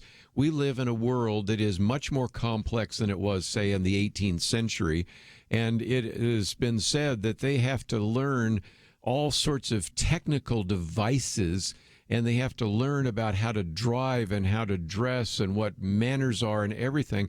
I can understand why a young person today, growing up in the 21st century, is really confused. And when they say that to a parent, we're just so busy in a rush that we don't get beneath why they said that, because there's a feeling of inadequacy, or there's a sense in which this doesn't play to my particular type of intelligence. There are multiple intelligences you talk about as well. And so being compassionate, being able to listen is going to be really important in order to interact with our children and grandchildren. Absolutely. If we don't share these attributes with them and for them, then why would they with us, really? And, I understand the heart of the busy parent and grandparent. We're on our devices. Some of us are, overcommitted, but we have chosen to be parents. Let's put the kids first for a season, and it is a season, and we better take it seriously. Absolutely.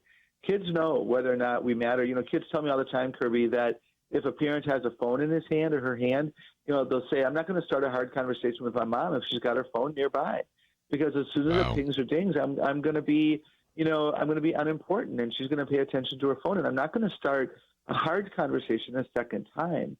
So if you really want to be able to motivate your kids to have healthy character and to care about the world, then we need to make sure that we care about them and we care about the world. And that means that sometimes we sacrifice, we put them first, we put our devices away in another room, and we let the kids know that, hey, I'm fully present, and my heart and my mind is all about you right now. Talk to me. Let me help you. That's why I teach in the book the question, how can I help you? Not can I help you? Yes. To use that, to use the words that invite a yes. That's so good. And I might just mention, since you were talking about that, a book that I recommend so often, and I have pictures of it in my slides and everything, Screens and Teens, Connecting with Our Kids in a Wireless World. That is such a great book, and one that I would also recommend. But let me just finish off with one of the other chapters on complimenting and correcting, because, again, you help us understand the difference between a compliment and flattery, the difference between correction and criticism. And once you understand that, you recognize that sometimes I've been doing things tearing down my child rather than building them up. Explain that, if you might. Right. I would love to. The definition of correction is to put right an error. And the definition of criticism is to point out an error. So if I say, you call that finished? You're going to leave your towels there? What's with your attitude? Those are not corrections. A correction is putting it right. A criticism is pointing it out. All I've done is pointed out that I'm unhappy. And if I say to a kid, you're going to leave that there? They're like, yes, actually I am. That doesn't help. Yeah, I know the answer. Yeah. Yeah, and they look at me like, really? Like, what are you talking about? So, people, Kerby, really, parents don't need to be critical. Most parents don't want to be critical. And so when I point out that those are actually criticisms, they're like appalled. And then they go to their kids and say, I'm so sorry that I've not been helpful. I've not put you first. I've been in a rush. No excuses. Those are reasons, not excuses. I'm going to slow down, and I'm going to offer you correction. Now, correction, to put it right, requires that there's instruction. So this is why we slow down and we observe longer, listen with greater intent to see, why is my child frustrated? Why is my child making errors? Why is my child not motivated to be better and do well consistently when I'm not around? What's going on here? If we observe that, then we can have a conversation, and we have to earn the right to be heard, which is why we're back to how you started this interview, which is with the quality of the relationship that we have. Do they feel safe with us? So good. You do have a number of appendices. Talk about those and how people can use this book, because, again, we can send them to a variety of different websites. Of course, your website, of course, is celebratekids.com.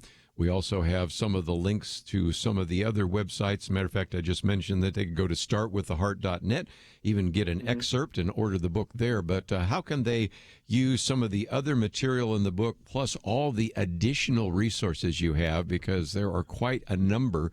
And if people want to take this seriously, you've given them a chance to really kind of hit the ground running. Well, I really appreciate your support, Kerby. Yeah, Appendix A is just a list of character qualities, because we might not know, but there's over 100 character qualities, generous, gentle, grateful, honest, hopeful, hospitable. They're in alphabetical order. You could print that out, have it on the fridge. If you're a homeschool mom or dad, you could figure out which one are we going to really emphasize this week. And if you're not homeschooling, you can still do that. There's an appendix of how to teach character, because it's one thing to say that I want them to have healthy character, but how do I actually teach them to have a heart after God's best? There are some other appendices. One of my favorites would be the list of complimenting words, because we don't want to just simply say that was good. Well, what does that mean? And if you say that was good, do it again. And the kids are like, oh, shoot, she liked it, and I'm supposed to do it again. I don't have a clue what she liked. Was it creative, unique, well-organized, thoughtful? What was good about it? So there's a list of complimenting words, because the words we speak and the words we don't speak change lives. It matters. And then a list of correcting words, so that if we do have the habit of being critical and simply saying, that's unacceptable, and we want to develop a heart to correct, which allows them to change, then there's 3 full pages of correcting words to help us break the habit of that is unacceptable and you need to do that over. And the kids are like, why? Well, again, if you find yourself saying this was a great interview, but I want more, we also have a link, of course, to startwiththeheart.net, the Focus on the Family broadcast. And you have part 1 and 2. And what a great opportunity to hear from Jim Daly. And, of course, I've known John Fuller since the days he worked out there in Tyler at KVNE. So I've known some of these people for a long time. And, of course, I've known Kathy for a long time as well. We won't talk about how many decades that's been, but it has just been a delight to have you on the program. Sorry, we had a few technical issues, but I overlook all of those because I think we've passed on to some of our parents and grandparents some really helpful ideas on what to do. And as they go to your websites, they'll find some more material. So, first of all, Kathy, Merry Christmas, and look forward to the next opportunity. Thank you so much, Kerby, for your support. Seriously, I very much appreciate it. God bless you. We're going to take a break, and when we come back, we're going to get into the news. Of course, we have the Inspector General testifying today before the Senate Judiciary Committee. I'm going to give you a few comments by Lindsey Graham. Then you have some individuals. Alan Dershowitz says really he thinks it's unlawful right now for Congress to vote on impeachment because they have not felt he's not felt, and I think actually can make a very good case that they've not actually followed the constitutional provisions. And then we'll get into some of the other issues in the news, including a number of articles I've posted on the website. So all of that coming up right after this. So when people first hear about Medishare, they have questions. Some good ones, like, what is it? Well, Medishare is a Christian healthcare sharing ministry. It's not health insurance. It's a different way of doing things, which leads us to this question. Why do so many become Medishare members? 2 big reasons. They save a lot. The typical family saves $500 a month, and they feel great about it. With Medishare, you aren't forced to pay for things you don't believe in. Find out more. 855-SHARE-40. That's 855-SHARE-40. It seems we can't get through a day without hearing how science has been corrupted to support political goals. Media entities have sold out truth for the sake of favored narratives. Even some religious groups have abandoned the Bible to support things based on feelings. So who can you trust? Kerby Anderson and the Point of View Truth Team are your source for real news.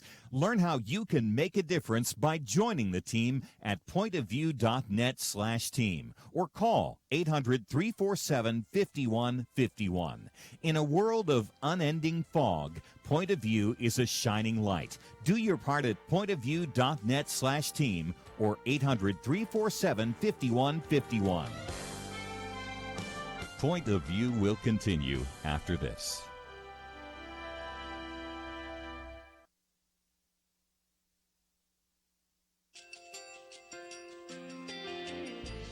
I just want to thank you so much for all the wonderful programming you have. You're just absolutely fantastic. I recently started listening to Point of View, and I really found it interesting because of the different subjects you cover. Thank you for that. I really appreciate everything that you do. in keeping us informed. Thank you, Kerby, for everything that you have been doing. I appreciate all the work that you're doing, advocating for the Word of God. Thank you so much. Point of view, I think, is absolutely necessary because it's a Christian perspective, a biblical worldview perspective, and receive very current, up-to-date information about what is really going on, week to week in our culture, which is changing so rapidly, and yet it's morally sliding backwards. Yeah, I'm just, first of all, I thank you guys. Y'all's program is wonderful, and enjoy it every day. I learn so much every time I listen to it. Point of View Radio Talk Show.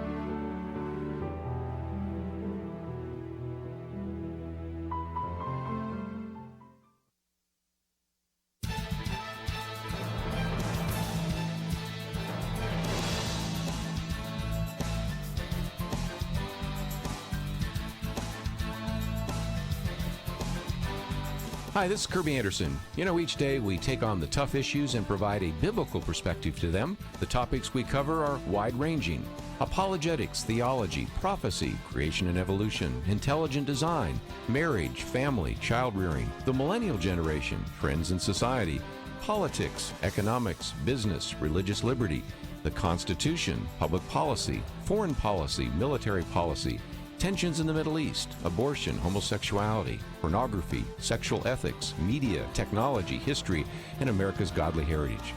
We talk about anything that affects your faith, your family, or your freedom. So don't go anywhere, because Point of View continues right now.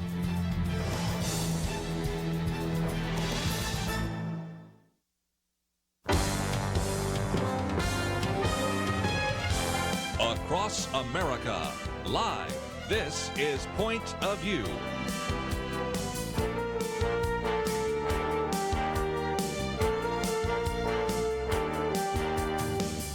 And now, Kerby Anderson. Back once again, if you'd like to join our conversation, 1-800-351-1212. Thought we'd spend just a little bit of time talking about the Inspector General's report. If for no other reason than today, you have the Inspector General, Michael Horowitz, testifying in front of the Senate Judiciary Committee. And I thought I would, for just a moment, read a few of the comments, the opening comments by Lindsey Graham, who is the chairman, because later it kind of evolved or devolved, probably a better word, into, well, did we find any political motivation? No, we didn't find any political motivation. The question that must have come from Senator Dianne Feinstein and a couple of others time and time again, I think just trying to create sound bites so that they could continue to argue that there was nothing that was politically motivated. First of all, I think there's a pretty good evidence that it was, and I'll get to that in just a minute. But as I said just the other day, even if it wasn't, okay, let's concede the point. It wasn't politically motivated. Does that make you feel good? I mean, that you, as we will, by the end of this program, hear the story from Carter Page, because I'm going to read his column, one of the things we've posted on the website for you to read today, of what this has done to his life. I mean, do you really feel good about this, that we were able to convince the FISA court to surveil, a better word is spy, on an American citizen on an allegation that was known to be false fairly early on, based on a dossier that was not actually thoroughly vetted? And do you feel good about that? And I think the answer to that is no. And if you think that I'm overreacting, in just a minute, I'm going to read some of the comments from the Attorney General, who's also concerned about this. But let's get to the point. Today you had the testimony by Michael Horowitz, who's the Inspector General, Department of Justice, 400-plus pages. In just a little bit, I'm going to give you kind of a quick, if you will, summary of it, because nobody's going to read all those pages. But this is what Lindsey Graham, who's the chairman of the Senate Judiciary Committee, said at the beginning. He said Crossfire Hurricane was probably the best name ever given to an investigation in the history of investigations, because I think that's what we wound up with, a crossfire and a hurricane. Now, right out of the gate, he had some really critical things to say. He said there have been a lot of media reports about your report, meaning Michael Horowitz's report, before it was issued. And I remember reading all the headlines: lawful investigation with few irregularities, everything okay, low-level people kind of got off track. If that's what you get out of this report, you clearly didn't read it, he says. If that's your take, that this thing was lawfully predicated and that the main point, you missed the entire report. How do you get a headline like that is a question that Lindsey Graham asked. He goes on to say, that's what you want it to be. You want it to be that and nothing more. And I can assure you that if this had been a Democratic president going through what President Trump had gone through, this would not have been the headline. The headline would have been, FBI takes the law into its own hands. Biased agents cut corners, lie to the court, ignore exoneration. So, and if nothing else, he says, so the first thing, if you want to know how is the cake baked here, my goal is to make sure that people, when this is over, whether you like Trump, hate Trump, don't care about Trump, you look at this as more than just a few irregularities, because if this becomes more than a few irregularities in America, then God help us all. So anyway, those are just a few of the comments by Lindsey Graham. And what you had then unfolding on Monday is, I think, just amazing. Frankly, a number of people have said unprecedented.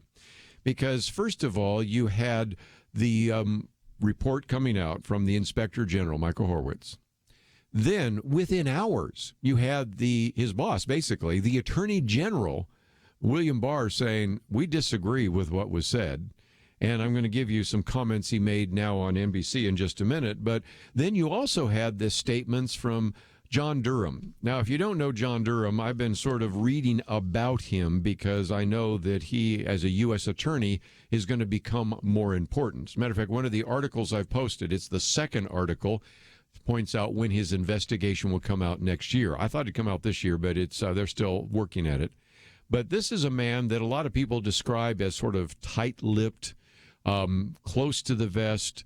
Most people don't know him very well. Most people don't know what he believes, what motivates him, because he's not the person to come out and make any statement. But he did on Monday.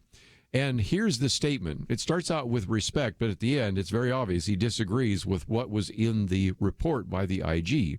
He says, I have the utmost respect for the mission of the Office of Inspector General and the comprehensive work that went into the report prepared by Mr. Horowitz and his staff. However, our investigation is not limited to developing information from within component parts of the Justice Department. Our investigation has included developing information from other persons and entities, both in the U.S. and outside the U.S., based on the evidence collected to date. And while our investigation is ongoing, last month we advised the Inspector General that we do not agree with some of the report's conclusions as to predication and how the FBI case was opened. Interesting enough, Jim Garrity says, some people might read that and say, well, that means he's going to indict some people who the Inspector General, Michael Horowitz, let off the hook. He says that's not certain, but Durham certainly appears to be leaving the door open, and then goes on to say that, Horowitz was really maybe trying to split the baby, kind of like King Solomon. Remember that, when the two so-called mothers wanted the baby, and so he's going to split it down the middle.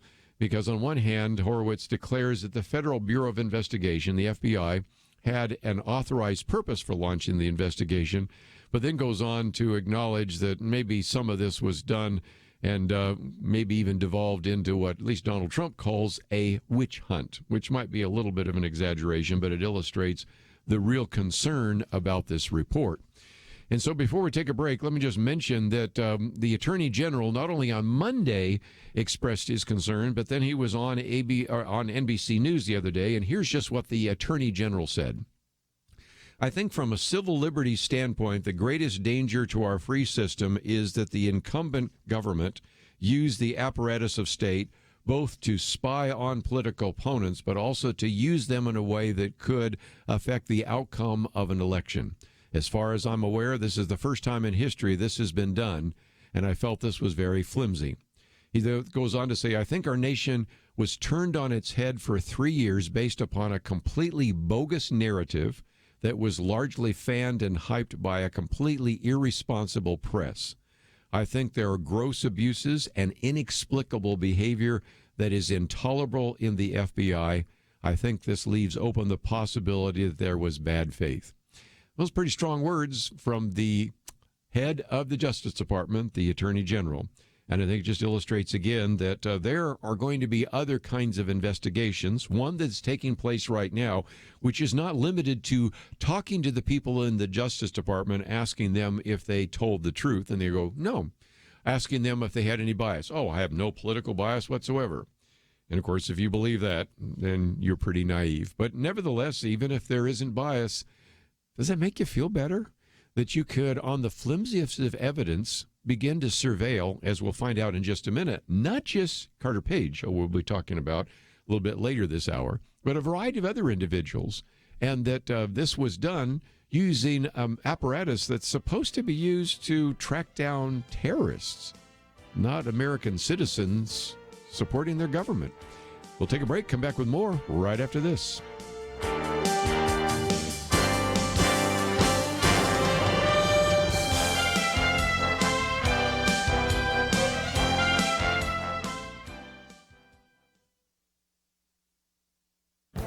This is Viewpoints with Kerby Anderson. You know, it's hard to imagine that very many Americans who voted for Donald Trump did so because of his foreign policy statements.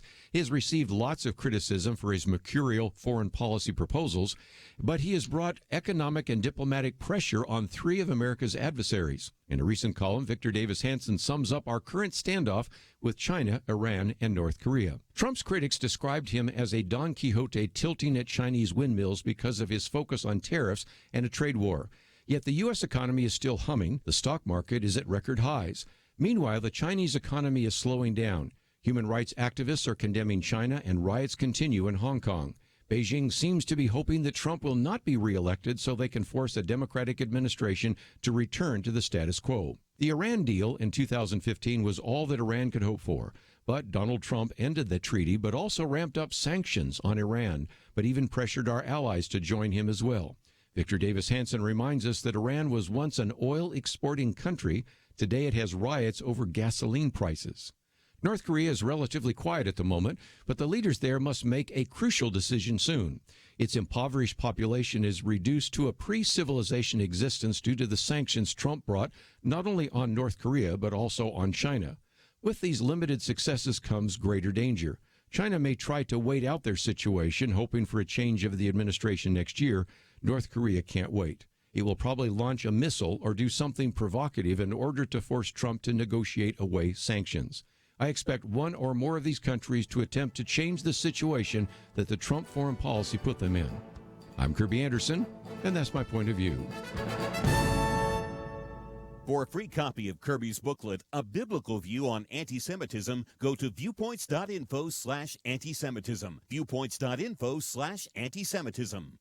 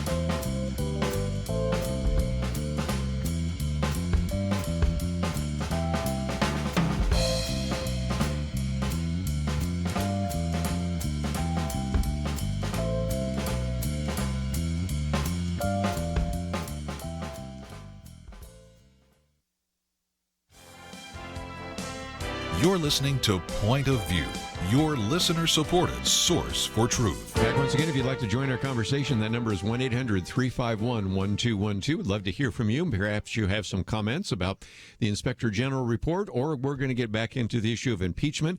Then one of the columns I've written here by Rich Lowry, An Election Too Important to Be Left to Voters.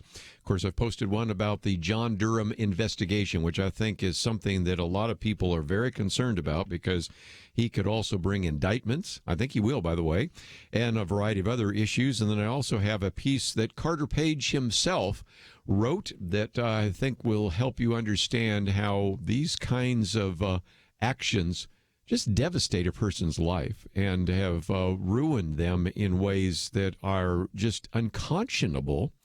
And I mentioned the other day, Carter Page as somebody that had been in the Trump campaign, but how about somebody that did not vote for Donald Trump, does not support Donald Trump, has supported Hillary Clinton, but nevertheless said something that was critical of the idea of impeaching Donald Trump in one of the hearings, and that would be George Washington law professor Jonathan Turley, who has actually received all sorts of threats as well as calls to fire him from George Washington University. Unbelievable. I mean, the amount of anger and animus on the other side is sometimes just breathtaking. But let's get to maybe just a few other takeaways from the Inspector General report, and then we're going to move on to impeachment and then on to a number of other topics. And one of those comes from Fred Lucas. I appreciate this. It's in the Daily Signal if you'd like to read more about it. And it was a surprise to me because, you know what, I'm not going to read those 476 pages, and you aren't either. So you want the thumbnail sketch? Here it comes. 6 points. Point number one, This one shocked me right off the bat. Surveillance was broader than initially thought. I've heard everybody talking about Carter Page as a foreign policy advisor, but also George Papadopoulos. By the way, George Papadopoulos has been on the program with us, if you'd like to go back and listen to that interview.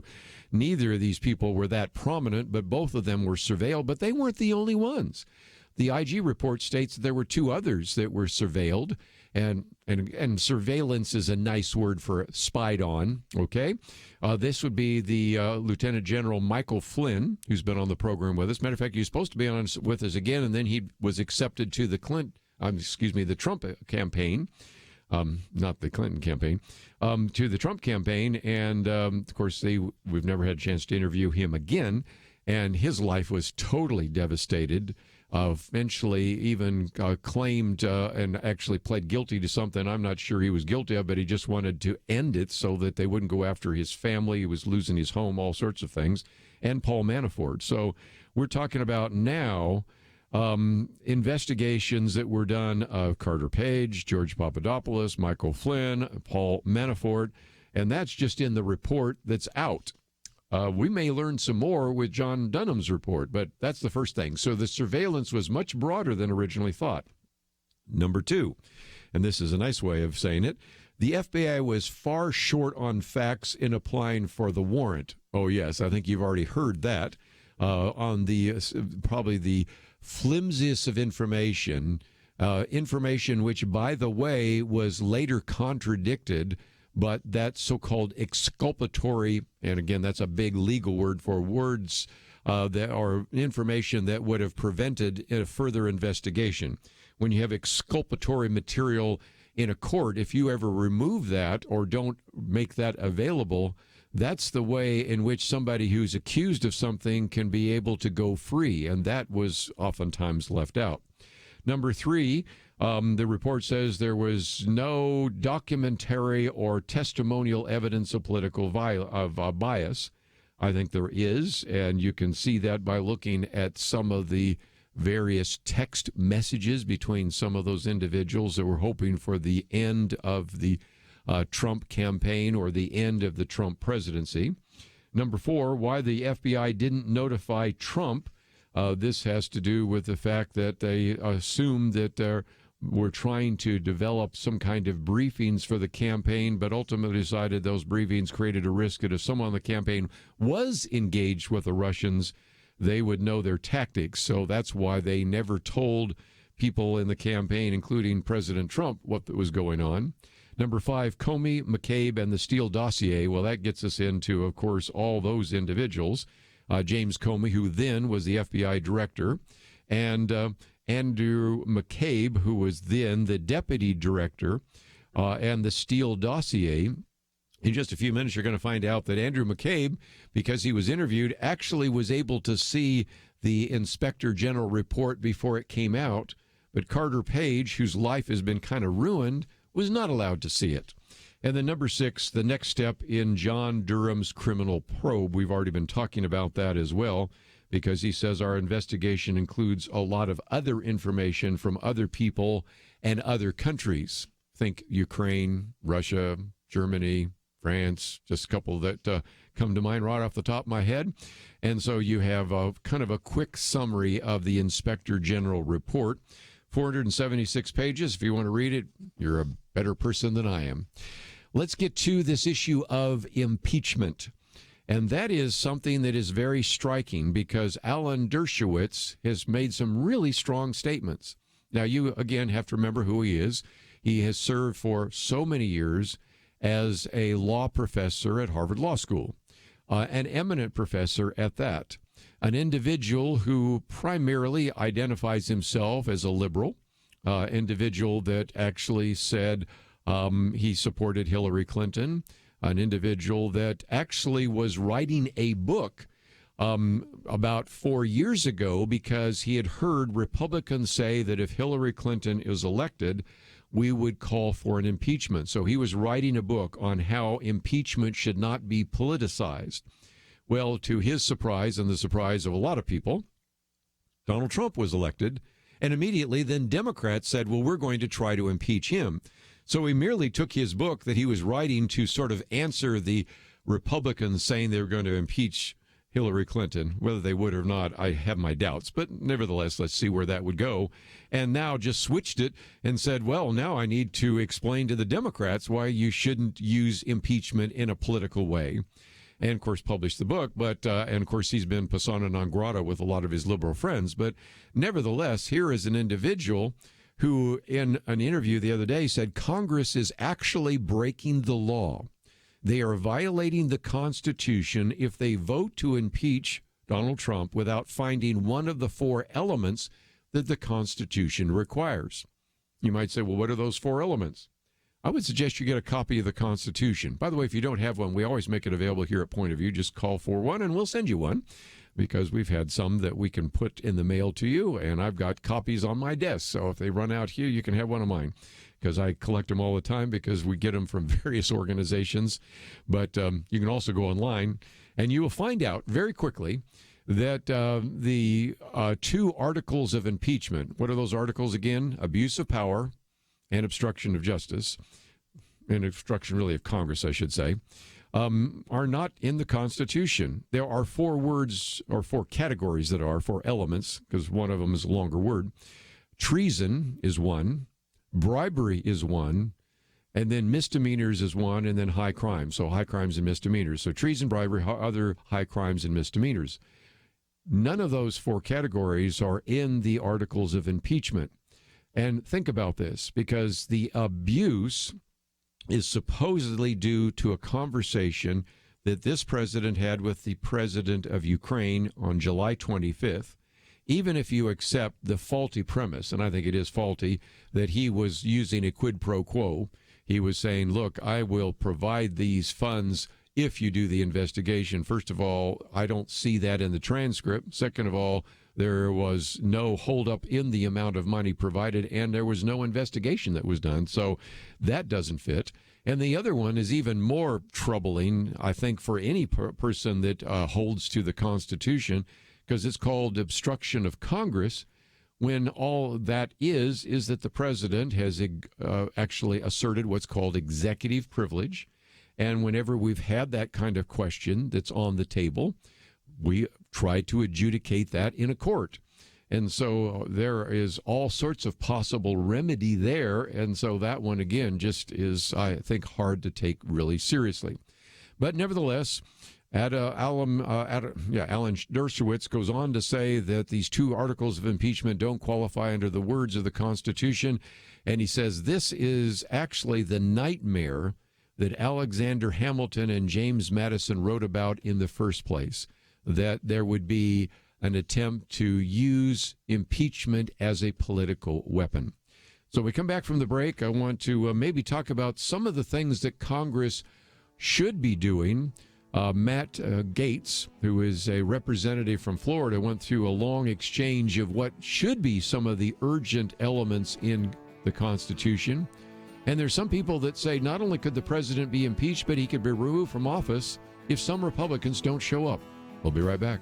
When you give to Point of View, does it make a difference? Jeremy Dies would tell you that it does. He grew up listening to Point of View in the back seat of his mom's car, and it helped to shape his thinking. I had parents that were able to sit across from me at the dinner table after we listened to Marlon Maddox and Kerby Anderson years ago and think through what the scriptures say about these issues of current significance in our lives. That's only possible because Point of View has come along and ministered into my life and made me who I am today. And here I am today defending religious liberty, partly because Marlon Maddox and Penn Dexter and Kerby Anderson were the ones that were pushing me towards all that. They taught me how to think through these issues. They didn't tell me what to think. They taught me how to think. Each gift you give will change lives. Not every Point of View listener will become a Jeremy, but if they listen for very long, they will be changed. And that will change how they impact and affect the lives of the people around them. So make that decision to change a life today. Join the Truth Team and boldly stand for truth in a world of lies, distortion, and information manipulation. Go to pointofview.net or call 1-800-347-5151. That's 1-800-347-5151. Point of View will continue after this.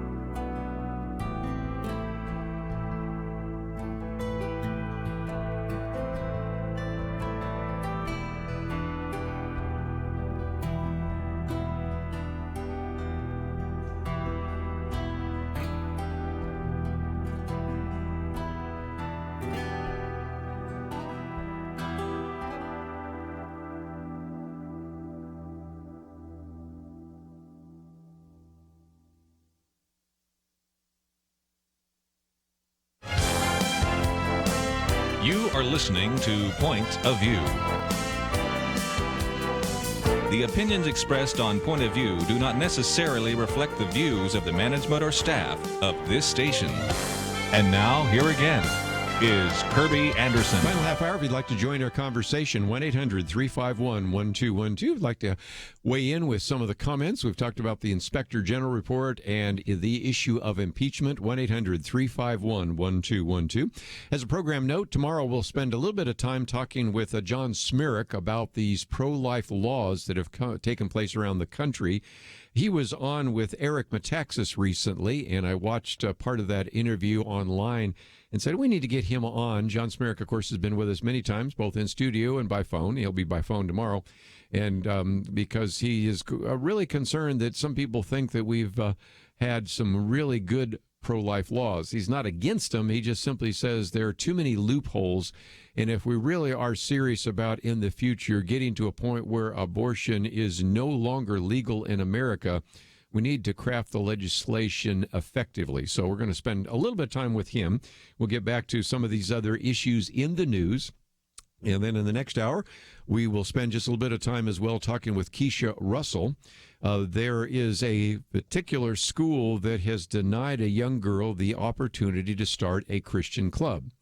Back in 1984, Congress passed an Equal Access Act. It's been around for literally decades, as you can see. And somehow the school district didn't get the memo. And so I thought we would talk about this particular case that they're fighting right now in, no surprise, state of New York, but also the broader issue of during this Christmas season, we have young people that are told that they can't bring candy canes, they can't talk about Jesus, they can't sing Silent Night in the choral or whatever, you know. We'll get into some of those issues just as we oftentimes do. In between, we'll get some other topics on the table because there are a lot of things, as I'm going to talk about now, that should be discussed instead of impeachment. And, of course, one of the things that you might also want to look at is my Viewpoints commentary today on the subject of foreign policy. And as I point out, let's admit that probably very few people voted for Donald Trump on the basis of what he said about foreign policy. I think a lot of people were skeptical as to what he might be able to accomplish. And that's at least mentioned that when you look at three of our, quote, enemies, China, Iran, and North Korea, we have a pretty good standoff with each one of them and actually find ourselves in a pretty good situation. So I don't know that many people ever thought about electing Donald Trump on the issue of foreign policy, but so far, so good. We have a lot more to do. I'm not trying to overplay that, but the commentary there is for you to read, and if you would like to receive it on a regular basis, there's a place where you can sign up to have it in your inbox every single day. Well, let me come to Matt Gaetz.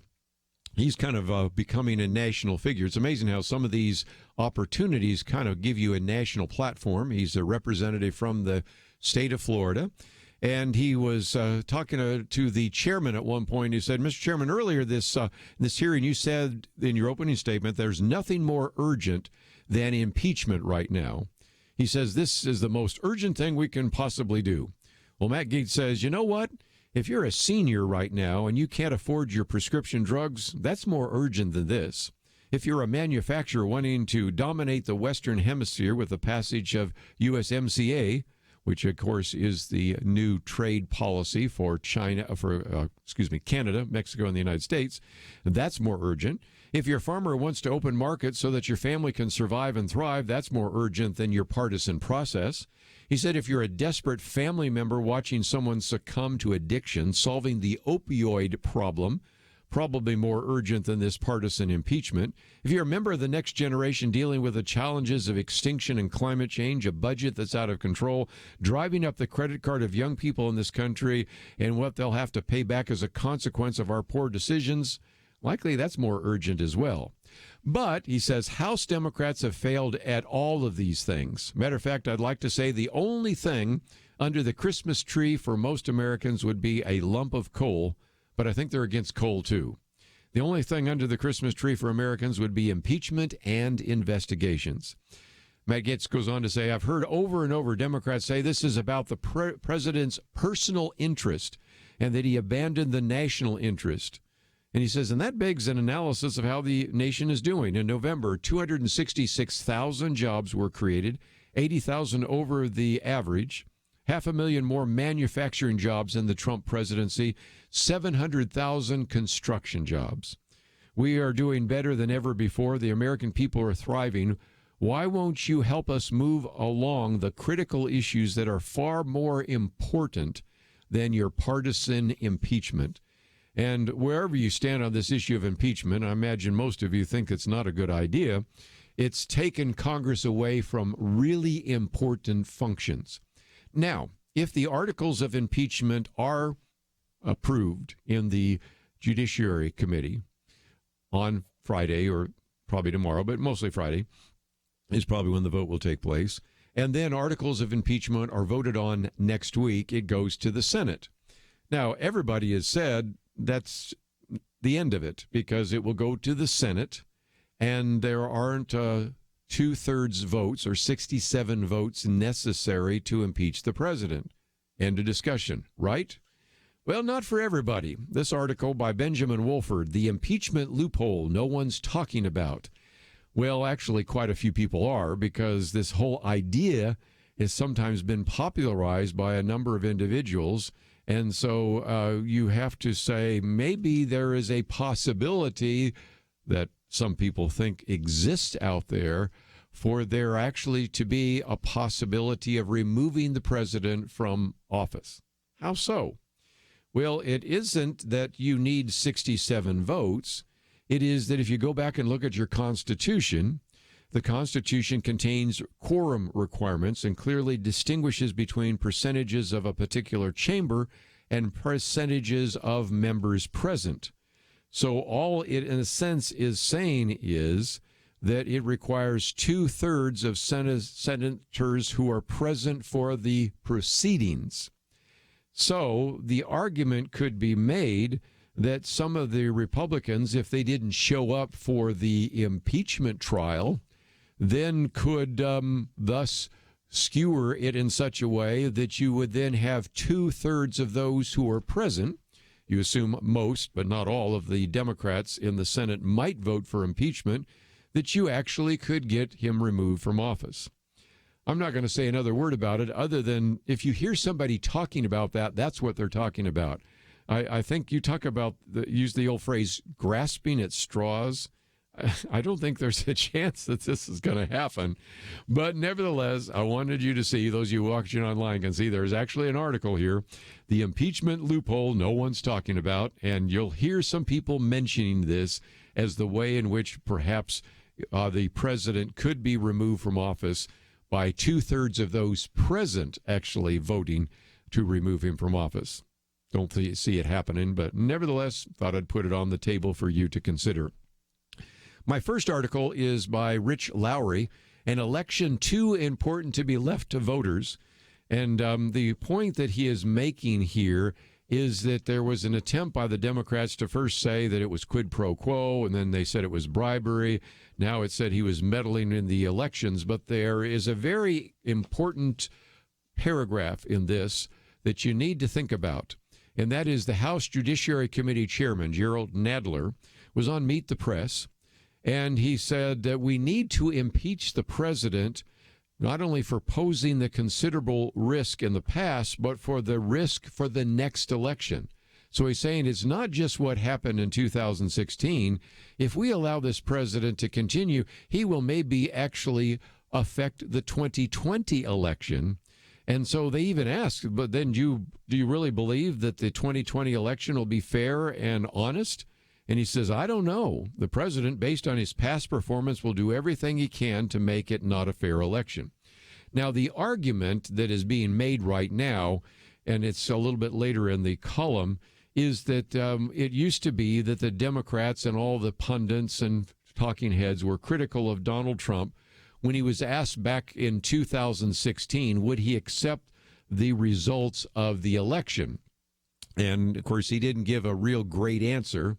Of course, they never asked Hillary Clinton, who right to this day still is not accepting the results of the 2016 election.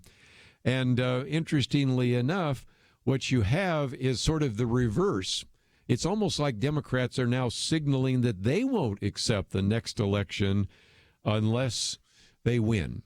If they lose, then they already have a ready-built excuse for why they lost.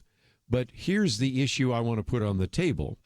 When you start telling so many of your voters, especially the Democrat voters, that this may not be a fair election, what's that going to do?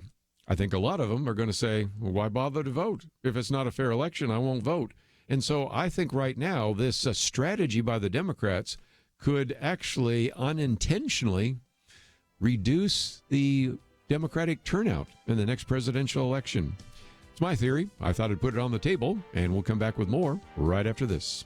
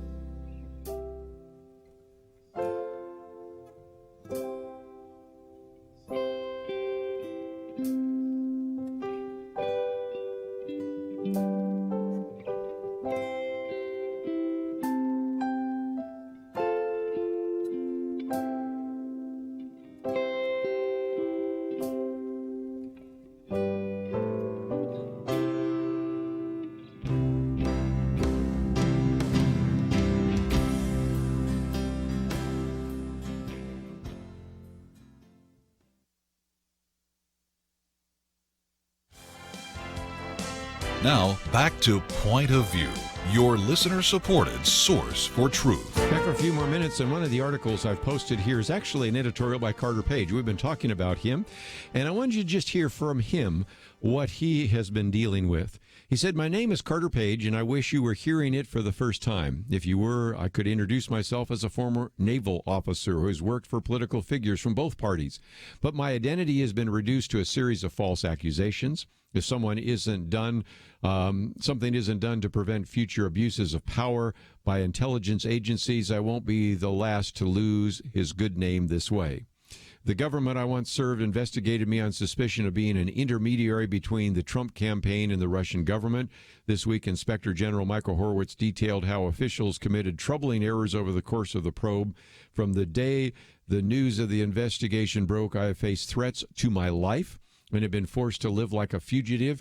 I still don't feel safe enough to establish a fixed residence. I still have many questions about the FBI investigation that ruined my life. If you value your privacy, reputation, and right to political expression, you should too.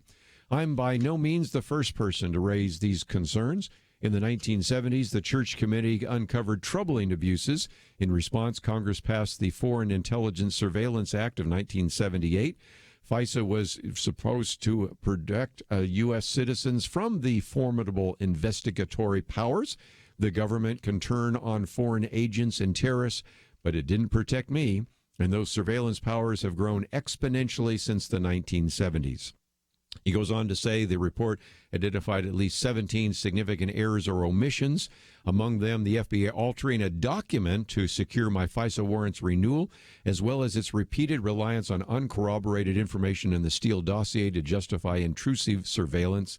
That so many basic and fundamental failures were made, the report said, raised significant questions regarding the FBI chain of command's management and supervision of the FISA process.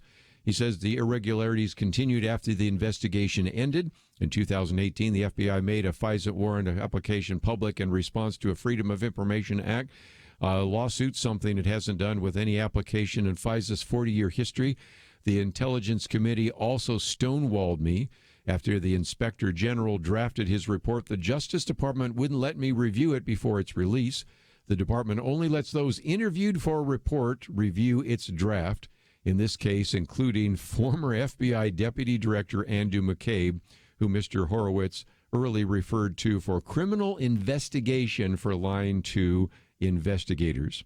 Then he has a series of questions, which I'll skip over, that he thinks should be asked or should have been asked today in the Senate Judiciary Committee. And he says, in conclusion, my experience should be a warning. For 3 years, I have opened myself up to more than 40 hours of interrogation without a lawyer, including full days of questioning before the House and Senate Intelligence Committees and by Special Counsel Robert Mueller's team. After all this testimony, and after more than a year of round-the-clock surveillance under FISA warrants, I have never been charged with any crime. If senators don't demand answers, they're practically inviting intelligence agencies to use their surveillance powers to target domestic political opponents. I will never completely restore my name. All I can do is try to make sure this never happens again. As the Supreme Court warned nearly a half a century ago, the price of lawful public dissent must not be the dread of subjection to an unchecked surveillance power. Ruined his life, and that is the testimony of Carter Page. Let's take some phone calls. If you'd like to join the conversation today, 1-800-351-1212. Go out to Georgia.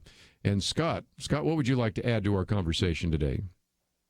Yeah, so based on your conversation right before the break about the Democrats already kind of ceding defeat in the next election, setting a stage, it's really not any different than what they've been doing for years. Here in Georgia, we, of course, had Stacey Abrams, who still really refuses to step down, and then they used her for their rebuttal to the State of the Union address. But they're really not just setting up for a failure, because they don't really care if they lose the election. What they're looking for, it seems, is for the people to revolt, for them to already assume that if Democrats lose, that it was a rigged election. And they're looking to incite protests, potentially violence and insurrection from their constituents, who are just basically being fed this information directly from them.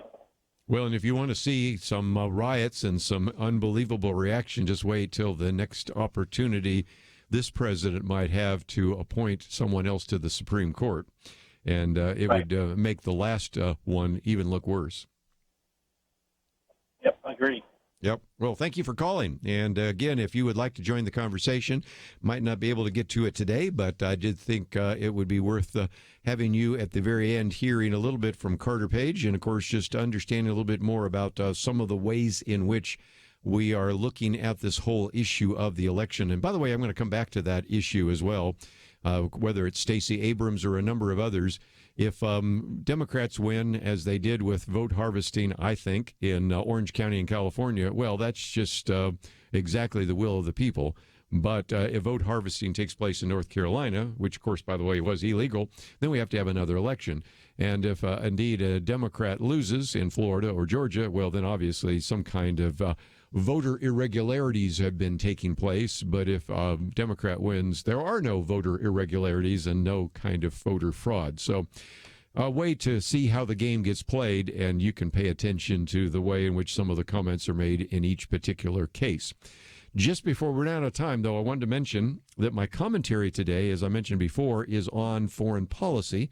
Not something we talk about too often, but I saw a very good piece the other day by Victor Davis Hanson, in which he points out that when you look at some of our, quote, enemies, and I put that in quotes, some are more enemies than others, China, Iran, and North Korea, the critics of Donald Trump used to say, well, when it comes to China, he's like Don Quixote tilting at Chinese windmills because he wants to have a trade war and he wants to implement all these tariffs. Yet, again, I love what Victor Davis Hanson says. The U.S. economy is still humming. The stock market is at record highs. And meanwhile, the Chinese economy is slowing down. You've got human rights activists condemning China and riots in Hong Kong.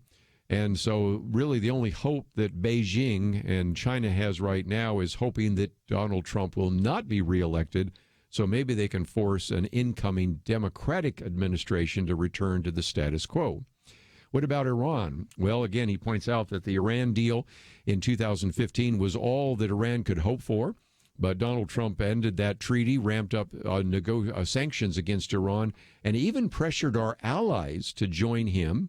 And so Iran, that used to be an oil exporting country, now has riots over gasoline prices. And what about North Korea? Well, I've heard a little bit more about it in the last couple of days, but still it's relatively quiet. Sooner or later, though, they're going to have to do something because, as he points out, its impoverished population is reduced to a pre-civilization existence. Food is scarce. Fuel is almost impossible to find. So you have a situation right now where we have a standoff. China may try to wait out the situation, hoping for a change of administration. I don't think North Korea has a chance of doing that. So we may see them trying to launch a missile or doing something provocative, just trying to force Trump to negotiate away some of those sanctions. So we are, of course, in a bit of a dangerous time. And so if you want to read the commentary, it's available on our website, pointofview.net.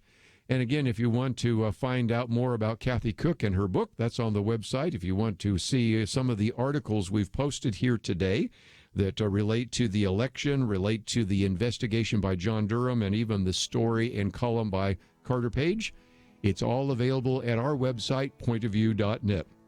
Got a lot to cover tomorrow, and we will do so. I want to thank Andrew for their help behind the scenes, as well as Steve, and we will see you back here tomorrow, right here on Point of View. There's an old saying that the first casualty in war is truth. Maybe that helps you understand what's happening in America right now. Thankfully, it's not a war with bullets, but there is a war for control. Control of the country and control of your pocketbook. Truth is under fire, but you can help turn the tide by supporting truth. Join the Truth Team at Point of View Radio. Learn how you can make a difference at pointofview.net/team or call 800-347-5151. Don't let truth become a casualty on your watch. Pointofview.net/team and 800-347-5151. So what would you do with an extra $500 a month in your budget? Pay off loans, save it, do something fun? Well, it's something you may need to think about if you become a member of MediShare MediShare is a Christian healthcare sharing ministry, and it works. You can save big time on your healthcare costs, and you don't have to pay for things you don't believe in either. Find out more. Call 855-SHARE-40. That's 855-SHARE-40. 855-SHARE-40. Point of View is produced by Point of View Ministries.